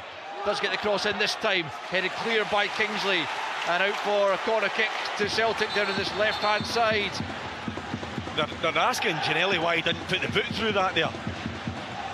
Sibic's been booked for a previous challenge. I think it was just when he tried to bring Maida down in a previous passage of play. The ball hadn't gone dead since then. Sibic into the referee's book. Celtic corner, left-hand side to be taken by Moy. Looking for an equaliser now, Celtic. What a game this has been so far. Moy into the penalty area. Giacomakis goal! Found himself free in the 6-yard box. The Hearts marking was nowhere to be seen. Celtic are level again. Hearts 2, Celtic 2. Well, incredibly. He comes from almost inside. I'm trying to look at Snodgrass. I don't know who else is picking him up. Snodgrass. I think it's maybe Snodgrass, you know. Yeah, but he's come almost from an inside, running out towards the ball, and was able to glance the header off the side of his head into the back of the net. It was a brilliant headed finish, I've got to say. Good movement. A great delivery and a great header, but too much space for me, Pat. And I tell you what I'm tracing it back to. Josh Ginnelly can put his foot through that. Kingsley wins the initial header. It dropped to him out here in the 18-yard box. Just put your foot through it and put it into the stand for a throw-in, or to control it and empty it up the park. He's allowed it to go out for a corner kick. He's had a few grills from the Heart defenders and goalkeeper, and they've paid the price heavily. I tell you, it's an incredible game. It's an incredible game. It's gone from end to end, and goals. We've had 4 of them. Controversy, obviously, in the game also with the VAR situation, but certainly it's been a cracking game. Yeah, we've had a few between these sides over the years, and this is very much living up to the billing. Celtic pulling themselves back, and now it's their fans who are right behind their side. James Forrest unable to pull the pass forward out the sky, and Hearts will have the throw in deep in their own territory up to Mackay. Back to Cochrane it goes, quickly closed down by Forrest. Have to play it back to Kingsley. Giacomakis across there, who just scored his 7th goal this season. Shankland felt he was being tugged there. No free kick given. And Giacomakis, who got the winner in his first league start against St Johnstone a couple of weeks back. 2 goals against Hibs in the 6-1 mauling last weekend. And now he's drawn his side level as Bernabei's lost out to Ginnelly. Ginnelly right hand side, and then he goes down under the challenge by Bernabei. Assistant referee says just as goal kick. I think he probably got that right. Ginnelly throwing himself to the ground.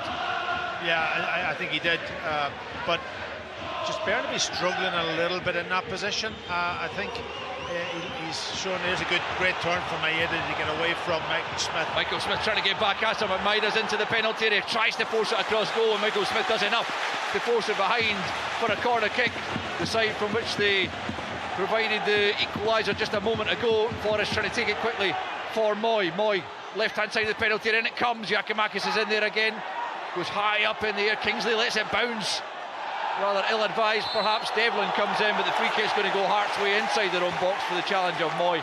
You just cannot catch a breath here at Tynecastle. Hearts 2, Celtic 2. The Celtic will put the tempo of this game through the roof. For the last 5 minutes, I think they've just put their foot in the accelerator and really turned it on. Maeda's had a couple of flashes of speed. Fair play to Michael Smith, because he never gave it up when he got back to make a crucial block. But for the last 5 minutes, Celtic have really asked some questions. This is where Cammy Devlin needs to put the cap on, where he's disciplined. He's taken off, he's leaving big holes in the middle of that field for Hatate to operate in. So maybe just needs to take a little bit of a breather, take stock and control the game. Here's James Forrest, man who opened the scoring at Tynecastle. Seems a long time ago, back in the 14th minute. Celtic coming forward, Bernabei, back goes Ginnelly, though good backtracking from the winger that time. Civic clears from just inside his own penalty area. Jens heads it further forward though for Celtic. Bernabei for Maeda, back to Hatate.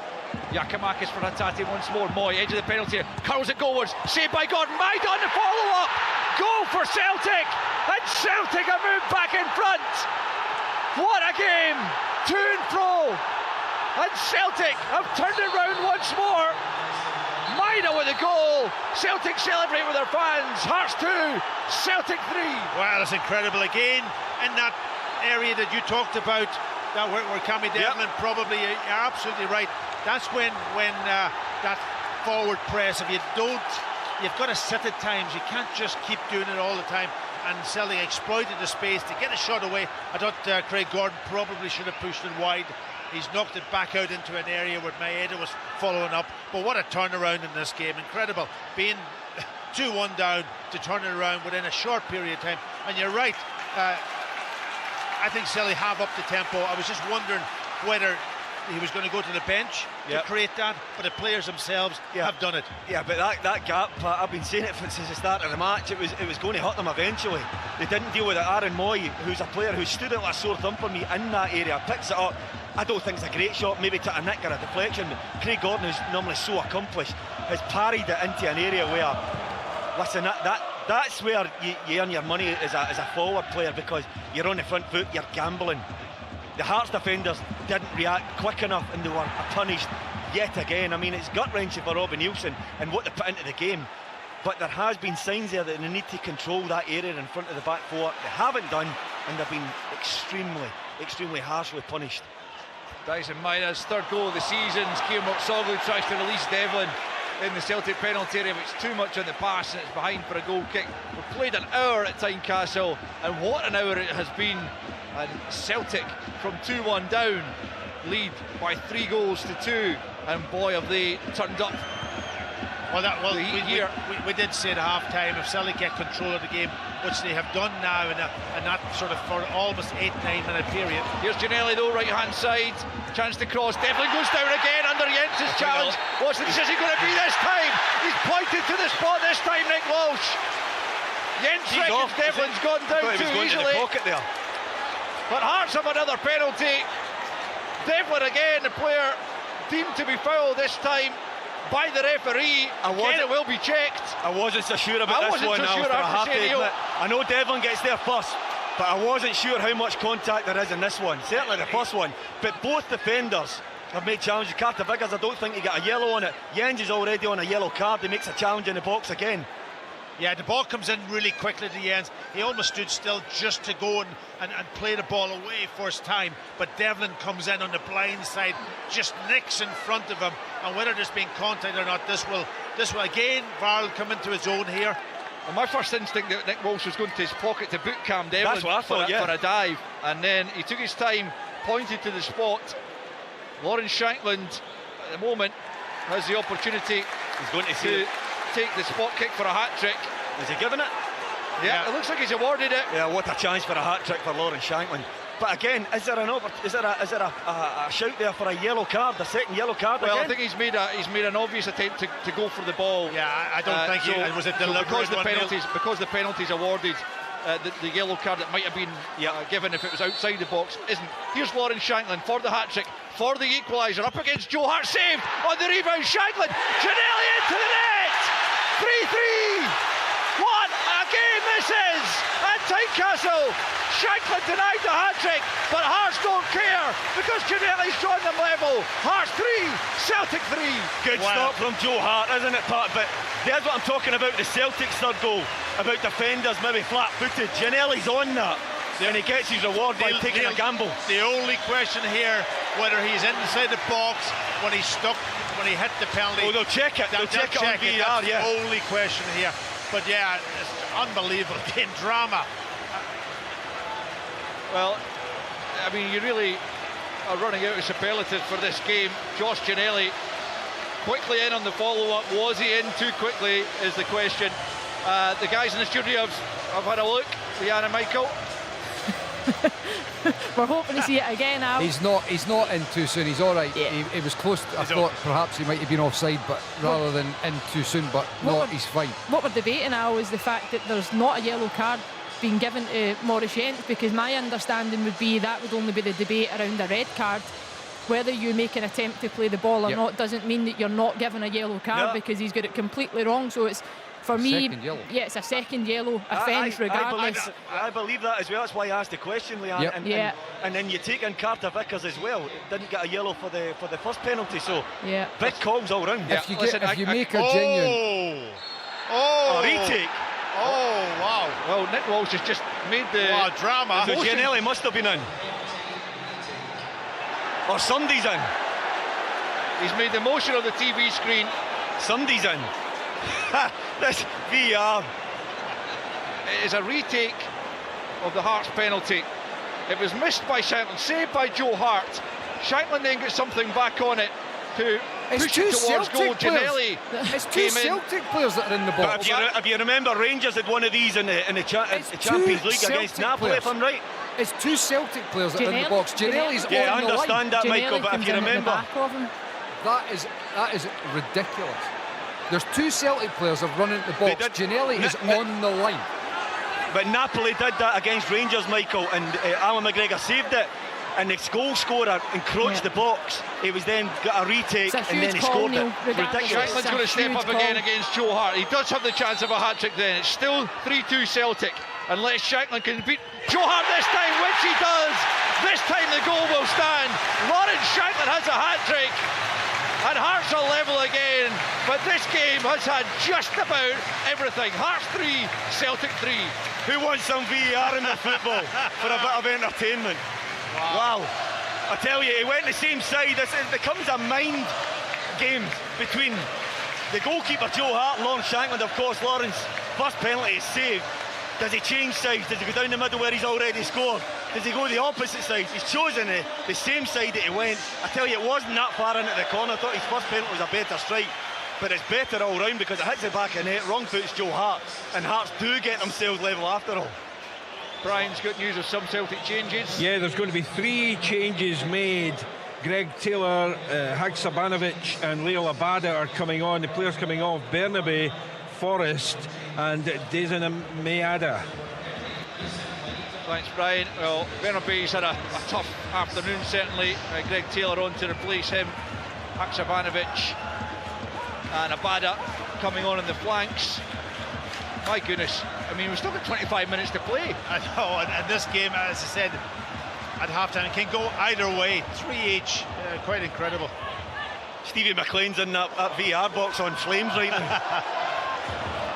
Yeah, it'd be interesting to get a bit of clarity about the nature of that retake from someone. It's definitely one that has flummoxed me. Here's Aaron Moy on the right-hand side. Maida trying to take it in his stride, somehow manages to bring that under control. Links with Moy once more. Hatate, edge of the penalty area, tries to lob it towards goal, but well wide from the Japanese midfielder. Hearts 3, Celtic 3. Yeah, and there's Abada he's just come on, fresh legs down that right-hand side, and he'll be a threat now. And I'm not surprised that young Bernabe has gone off here in the left-back position. I think struggled a wee bit, hasn't he? Struggled both on the ball and defensively. What more does this game have to offer? I think we're being greedy if we're looking for anything, quite frankly, but there's one thing about this ground, Alistair. When it's full like this, it can put on some amount of brilliant football.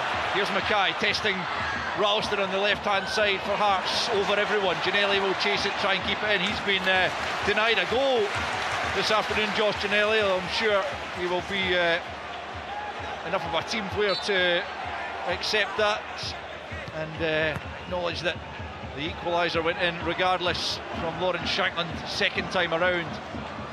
I'm not sure how long he'll last that. Yeah, he was cramp there. struggling there, wasn't he? Here's Carter Vickers striding forward up to the edge of the penalty area. Bad into the box.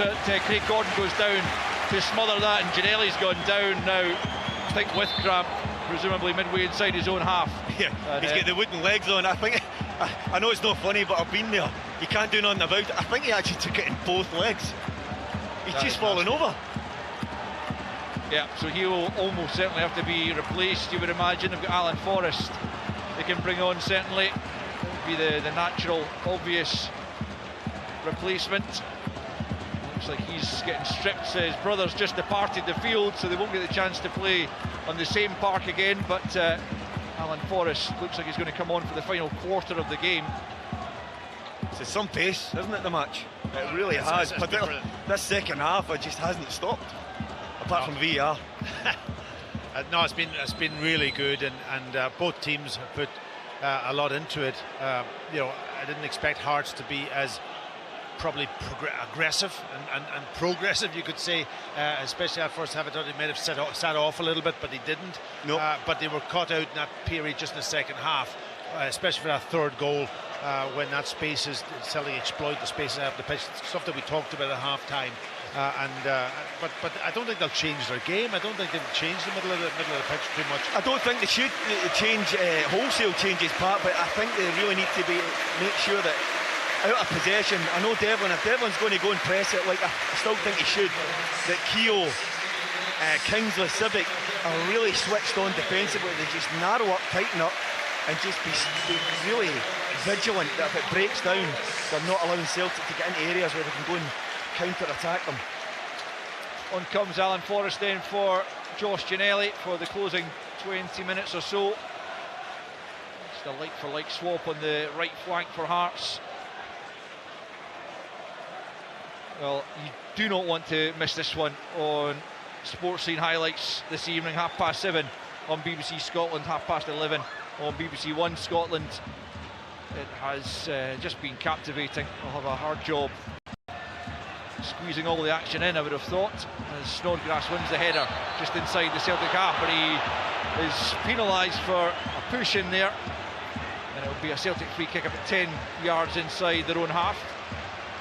I'm just thinking, I'm not sure if Lawrence Shankland's sitting on the bench today, they've been really disappointed. I don't think we'd ever have dreamed that he was sitting with a hat-trick in a short space of time against Celtic. Here's Moy coming forward, trying to find Hatate. Devlin came back and read the situation, and Hearts get it clear up towards the halfway line. Jens, just going back to the Jens one, Neil, I'm willing to be corrected on this, as I often am, but I think any incident like that, when it's an obvious attempt to play the ball, that any card that's coming, regardless of whether it's red or yellow, is then downgraded effectively. So a yellow is downgraded to nothing, a red is downgraded to a yellow if it's an obvious attempt to go for the ball. Well, I can't correct you. Maybe Leanne and Michael in the studio might be able to get the rule book out and look at that, but I mean, I don't see why you should avoid and I think that's why Carter Vickers probably wasn't. Yeah, I know, but yellow I know that's triple punishment. But if you clean somebody out in the box when he's bearing in to shoot, what happens if the goalkeeper saves it and he escapes that second yellow card because of if there is a rule that exists? I don't think the penalty's awarded as well. But I don't think that's right. Can I just add to what you're saying, and I'll go against you in this one. I don't think he's seen him coming. I think he went to just steady himself to play the ball first time. And Here's Haksabanovic back here on the left-hand side of the penalty area. Taylor coming forward as well. Sorry to cut you off there, but it was a promising moment for Celtic. Comes to nothing, but Michael Smith under a bit of pressure before he can get it away to Shankland. Shankland does well to squeeze it through to Forrest. Hatate comes back at Forrest, bursts forward down the right hand side, still has it despite the sliding challenge of Hatate. Then O'Reilly comes in, wins it for Celtic. Hearts have it back though between Snodgrass and Devlin. Moy snapping in against his fellow Australian, fouls Devlin there right in the halfway line. Listen to the cheer that goes up, and that is simply for the industry of Cam Devlin in there winning the free kick. The Hearts fans absolutely love this guy. He is all or nothing, and he's been absolutely outstanding this afternoon. And he's done it in a very, very controlled manner. I don't think he's been reckless in any of his challenges. He's gone in fairly. His tenacity is absolutely terrific to watch. It really is, and he's lifted this whole stadium, Alistair. Certainly has. Cochrane just losing out to Ralston over on the far side. The Hearts left, and he slides back in. Every 50-50 is being fiercely contested, and the fans of both sides just love the commitment from their players. I mean, there's been a lot of good football, but there's also been a lot of passion, which we absolutely love to see. We've played 72 and a half minutes here. It's Hearts 3, Celtic 3, same scoreline as the 2020 COVID Cup final, Scottish Cup final, wasn't it? It went to penalties, Celtic ultimately winning on that occasion. That sounded like a sponsorship there. I still think there's going to be another goal in this game. Which team gets it will be the question, but I think there's more drama to come. You certainly wouldn't rule it out, would you? 17 minutes to play, 3-3 it stands. Hearts have a free kick over on the far side. Craig Gordon will just sort out there to take it. Which sides will make the next move? Which will come out on top if either? Could go either way, as Packy says, and be probably pretty rough on either side to lose this one. Put so much into it. Kingsley wins the header. Soglu helps it on. Shankland tries to nod it down to Mackay. Barry Mackay's got to come inside there. He's got to come inside the pitch. Big switch of play there is beaten Haksabanovic. He can't keep it in. It will be a Hearts throw about 25 yards from their own corner flag on the right hand side. Michael Smith prepares to take it. I think everyone down there needs something of a breather, and I know how they feel. And he's Michael Smith eyes up his options. Kieran Soglu just hobbling slightly. He's put a good shift in the middle of the park as well. Nick Walsh trying to get Michael Smith to get a bit of a move on. Shankland wins the header from the throw, and then Jens heads it back down into the Hearts half. Giacomakis down for Hatate, and now O'Reilly out to the left hand side. Taylor forward, but Michael Smith will get that one. Back to Sibic, who's had a decent game in the centre of the Hearts defence. I know he's admitted himself his performances haven't been up to the standard that he would like, or indeed I think the Hearts fans would like, but he's played pretty well this afternoon at the heart of the Hearts defence. O'Reilly out to the left hand side for Taylor, still inside his own half. Back it goes to O'Reilly, closed down by Kieran Soglu. Snodgrass now goes and presses Carter Vickers, who has to turn it back to Joe Hart, and again the Hearts fans applaud the press of the home side. Kingsley gets his head to the clearance. Ralston then down for Moy. Moy got a knock in the head there from Kieran Soglu, who's penalised, and it looks like it'll be a Celtic free kick for that challenge, and Nick Walsh just checks on Aaron Moy, who did take a head knock there. Alistair, what Hearts have done, I'm just looking to see how they're combating Celtic from getting the extra man. when Snodgrass goes up to Lawrence Shankland to combat the both centre-backs, Kingsley's stepping into the middle of the park. Here's a Tati for Moy, edge of the penalty area, out to Abada, inside the box. Abada onto the left foot, takes a deflection and slides. Greg Taylor inside the 6-yard box to put Celtic back in front. That space again. It's incredible, quite incredible. And Celtic are back with the advantage. Greg Taylor, the substitute, sliding into the back post. It's Hearts 3, Celtic 4. Yeah, Celtic working the ball through thirds of the pitch and getting into that little space we talked about, Neil. Barry Mackay this time goes to sleep and allows the Celtic player to get into the position, and then they work it really well to get the opportunity to go 4-3 up. Quite incredible. It's screaming out. It really is a sore one. I was just explaining about how they're trying to combat when the game's lengthened, that Kingsley's coming in the middle of the park, but of course when the ball's deeper, he has to become part of the back four. That means those two central midfielders of Devlin and Keogh really need to be vigilant to get into an area where it doesn't go into feet. It does again, and Taylor just, his anticipation to get into the back post and get something on that and into the net was superb for Celtic's point of view. Greg Taylor, what a game we've got. Off the bench, and his first goal of the season has put Celtic in charge with under a quarter of an hour to play. But you wouldn't rule out another Hearts equaliser, you wouldn't rule out another Celtic goal either. Who knows what's going to happen in this crazy game, but it's gone from one side to the other. Celtic now with the goal up. Greg Taylor just sliding into the back post. Great commitment after Abada's shot was deflected rather fortuitously, you could argue, into his path, but Taylor made the absolute most of it, and he has his side ahead. 4-3 it stands with 12 and a half minutes left to play. Taylor just runs the ball out of play on this near side. Hearts won't give this one up. I think this has been the best I've seen Hearts in a long time, Neil. Yeah, I agree. I was contemplating saying that 5 minutes ago. And regardless of they've conceded 4 goals, I still think it's the best I've seen them play. Mackay through the legs of Ralston. Back went Abada to help out his full-back, knock it out of play on the far side. Hearts throwing midway inside the Celtic half. Hearts left. Back to Keemort Soglu. Onto the halfway line for Kingsley. Play it to Civic, and Civic brings it out to the right hand side for Michael Smith.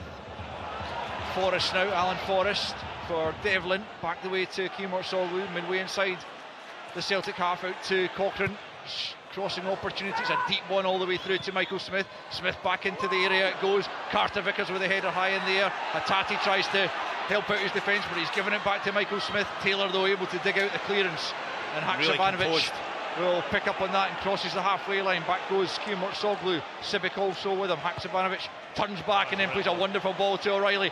Devlin with a sliding challenge, but O'Reilly picks back up on it. Into the box it goes. Kingsley with the clearance. Taylor keeps it alive. O'Reilly once more on the left hand side, just tries to slice it across goal, and Abada can't quite get on the end of it, and it's behind for a goal kick. Hearts 3, Celtic 4. Yeah, just the composure that Greg Taylor has given in this game since he's come on the pitch, just a different level, and he's been playing brilliantly all season, and I just think that he's moved on to a different level as a player now. He gets his goal, which will be huge confidence from that perspective also, but his defensive decision making is very, very good. Yeah, he's definitely one player who you've seen the benefit of working under Ange Postecoglou. He's progressed so much under the Australian manager. As Celtic look to try and play out from the back, Jens tries to find Taylor. Taylor keeps it in. No, he doesn't. Out for a Hearts throw in midway inside the Celtic half on the Hearts right hand side. Michael Smith trots over to take this one. Just over 10 minutes. Can Hearts find an equaliser? Can Celtic put the game beyond their hosts? It's Keemort Soglu, right hand side for Smith. Back to Keemort Soglu. The German finds Smith once more.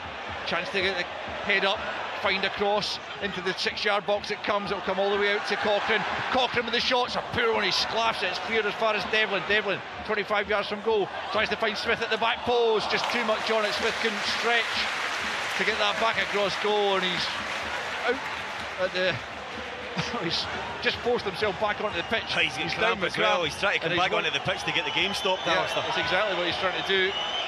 The referee's having none of it just for the moment. Hatate almost got in possession. Devlin again sliding in, dispossessing O'Reilly. Celtic have it though, and it's Jens. Plays it square for Carter Vickers. Michael Smith trying to get himself back into the action. Jens plays it back to Joe Hart. Michael Smith just hobbling back onto the pitch now as Carter Vickers picks up under pressure from Snodgrass, turns it back to Joe Hart.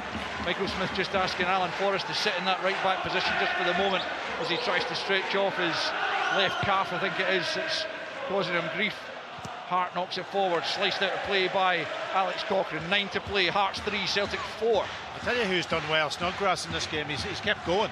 You know, he's obviously got an older player now, but he's jumping from midfield, going to put that pressure on. He's continued to do it quite well. Here's Ralston down the right hand side, trying to force the ball across the face of goal, but it's out for a corner kick to Celtic on the far side, the Celtic right. So many players going down with what looks like cramp. Anthony Ralston took a while to get back to his feet there as well. To a man, they've put a real shift in out there, both sets of players, as Moy prepares to take the corner kick from the right hand side.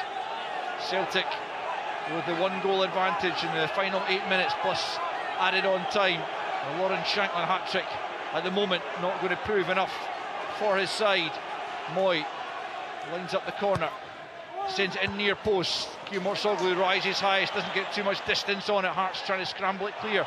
Devlin, for once, makes the wrong decision. Haksabanovic picks it back up, but then Moy swings it out of play as he tries to put it back into the penalty area, and it will be Hearts throw-in actually. Nick Walsh has decided. I thought they'd gone behind for a goal kick, but it will be a Hearts throw-in down near the corner flag. Michael Smith still stretching off both of his legs. He's really struggling out there. He's been out for 3 games, as I mentioned, and Robin Nielsen might need to think about replacing him for his closing few minutes as he prepares to take the throw-in. Michael Smith, 34-year-old now, feeling the pace. Haksabanovic picks up on the throw-in. Hatate flicks it for Giacomakis. Now it's Haksabanovic, left hand side of the penalty, tries to get it across goal. Kingsley was at the near post to get it clear, and Michael Smith picks up, turns back in away from Haksabanovic, gets it clear up to Devlin. Devlin also, he's put so much into the game, he just looks like he's tiring now as Carter Vickers picks up on a loose ball, played in from Ralston to O'Reilly. Now Jens, halfway line. O'Reilly once more to the left hand side for Taylor, and back to Cameron Carter Vickers. Now Ralston, all the way back to Joe Hart, and now Jens as Celtic just look to keep possession in these closing minutes and see out the victory that will take them 5 points clear ahead of this afternoon's 3 o'clock kickoffs.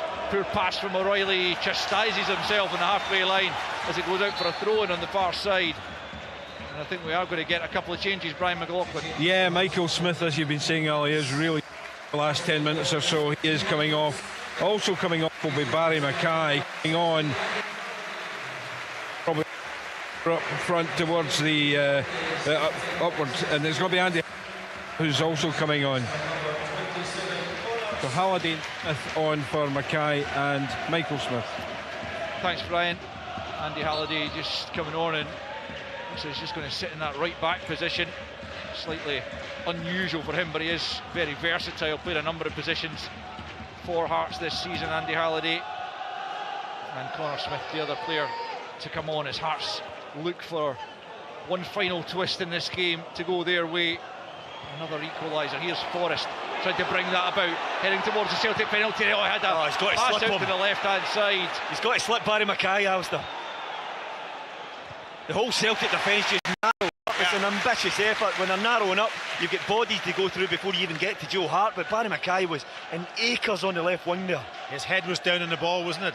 Yeah. You know, and he was concentrating to try to get a strike away and just pick his head up, and he could see it. You could see the pass. I think before that anyway. Yeah, we can see it from here, certainly. Well, it's easy up here. We can see everything. But the thing is, Barry Mackay's got to be absolutely wailing for that, demanding the ball go to his feet. If he shouts louder, I think he gets it.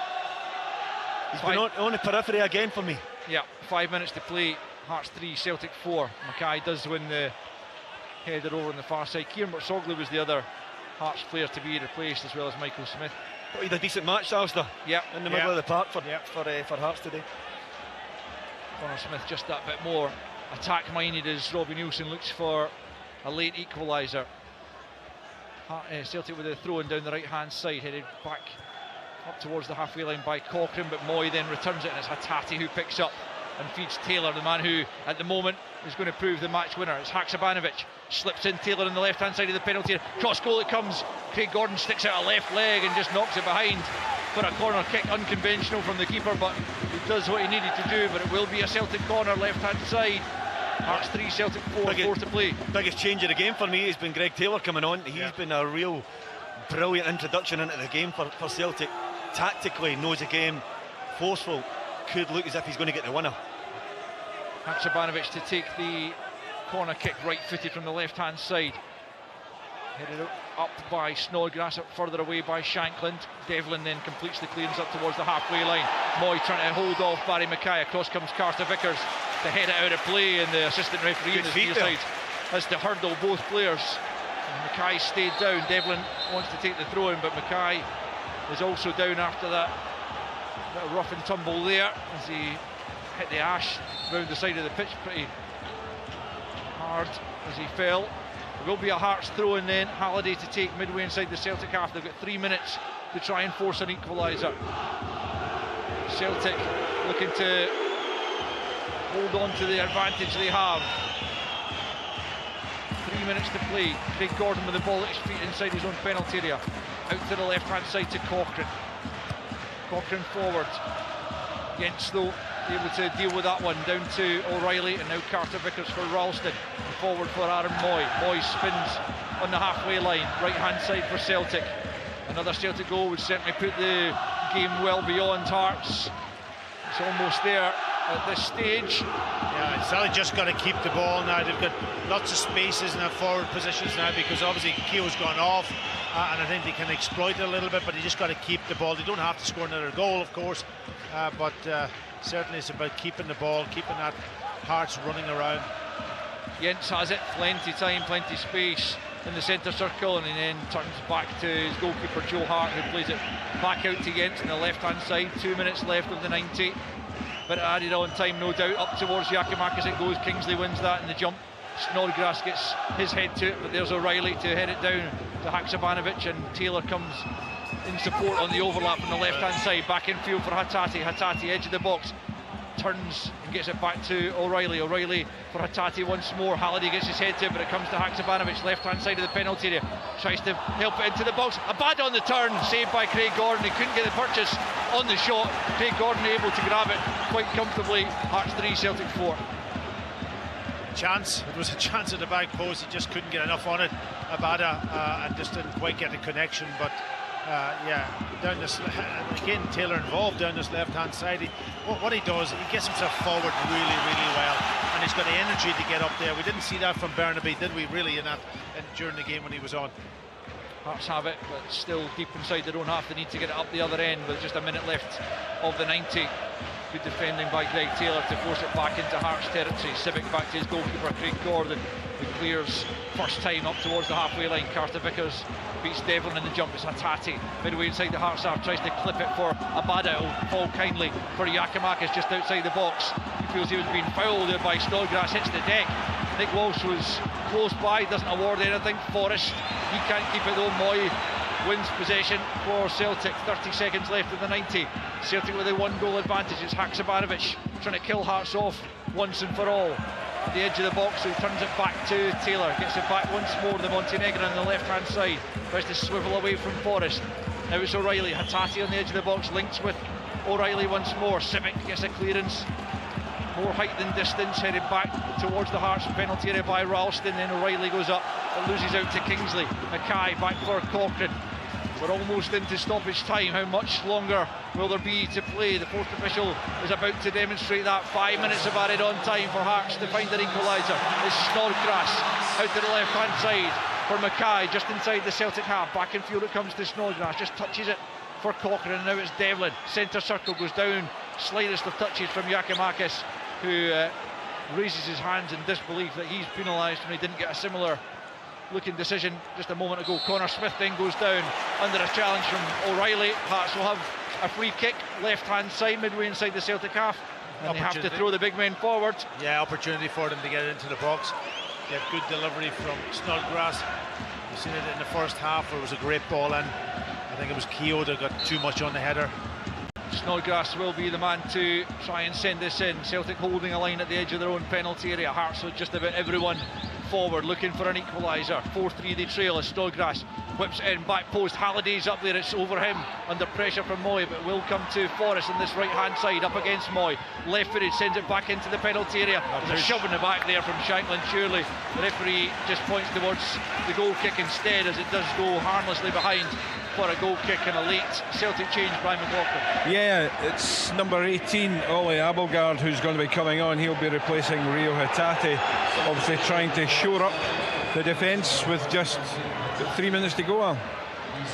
Rio Hatate hasn't yet acknowledged that he's the man to make way, and on will come the Dane Oliver Abelgard, who's all of his appearances have come off the bench so far. This is his 6th so far, and Hatate troops off as we enter the 2nd minute of injury time, and Abelgard will just go and try and sit in that midfield pack and make life difficult for Hearts for the closing few minutes. Yeah, that's going to be his role now, you know, and even if they do get a set piece, he's added height also defensively, but yeah, he doesn't have to do anything, just get on the ball, keep it.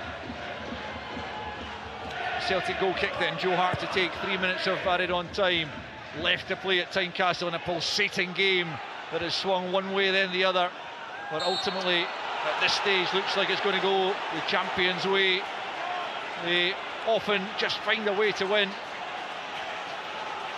and it's looking more and more like that's what they have done again here at Tynecastle in very difficult circumstances. Hearts have made it so tough for them. Craig Gordon looking to make it even tougher as he launches it long up towards the Celtic penalty area, headed away by Carter Vickers. Giacomakis just shoves Cochrane in the back. That'll be a Hearts free kick 15 yards inside their own half, over on the left hand side. Yeah, silly fouls actually he's given away. He's putting the pressure back on. Gives a chance just to launch it into the box, doesn't it? Onto his defence. Cochrane then to take this just inside his own half. Everyone forward apart from him and Craig Gordon for Hearts. Cochrane's free kick, edge of the penalty area. Carter Vickers wins it unchallenged. Cochrane will go and keep it in on the left hand side. Knocks it back to Barry Mackay. Mackay back in towards the penalty area. Halliday's at the back post, heads it back across goal.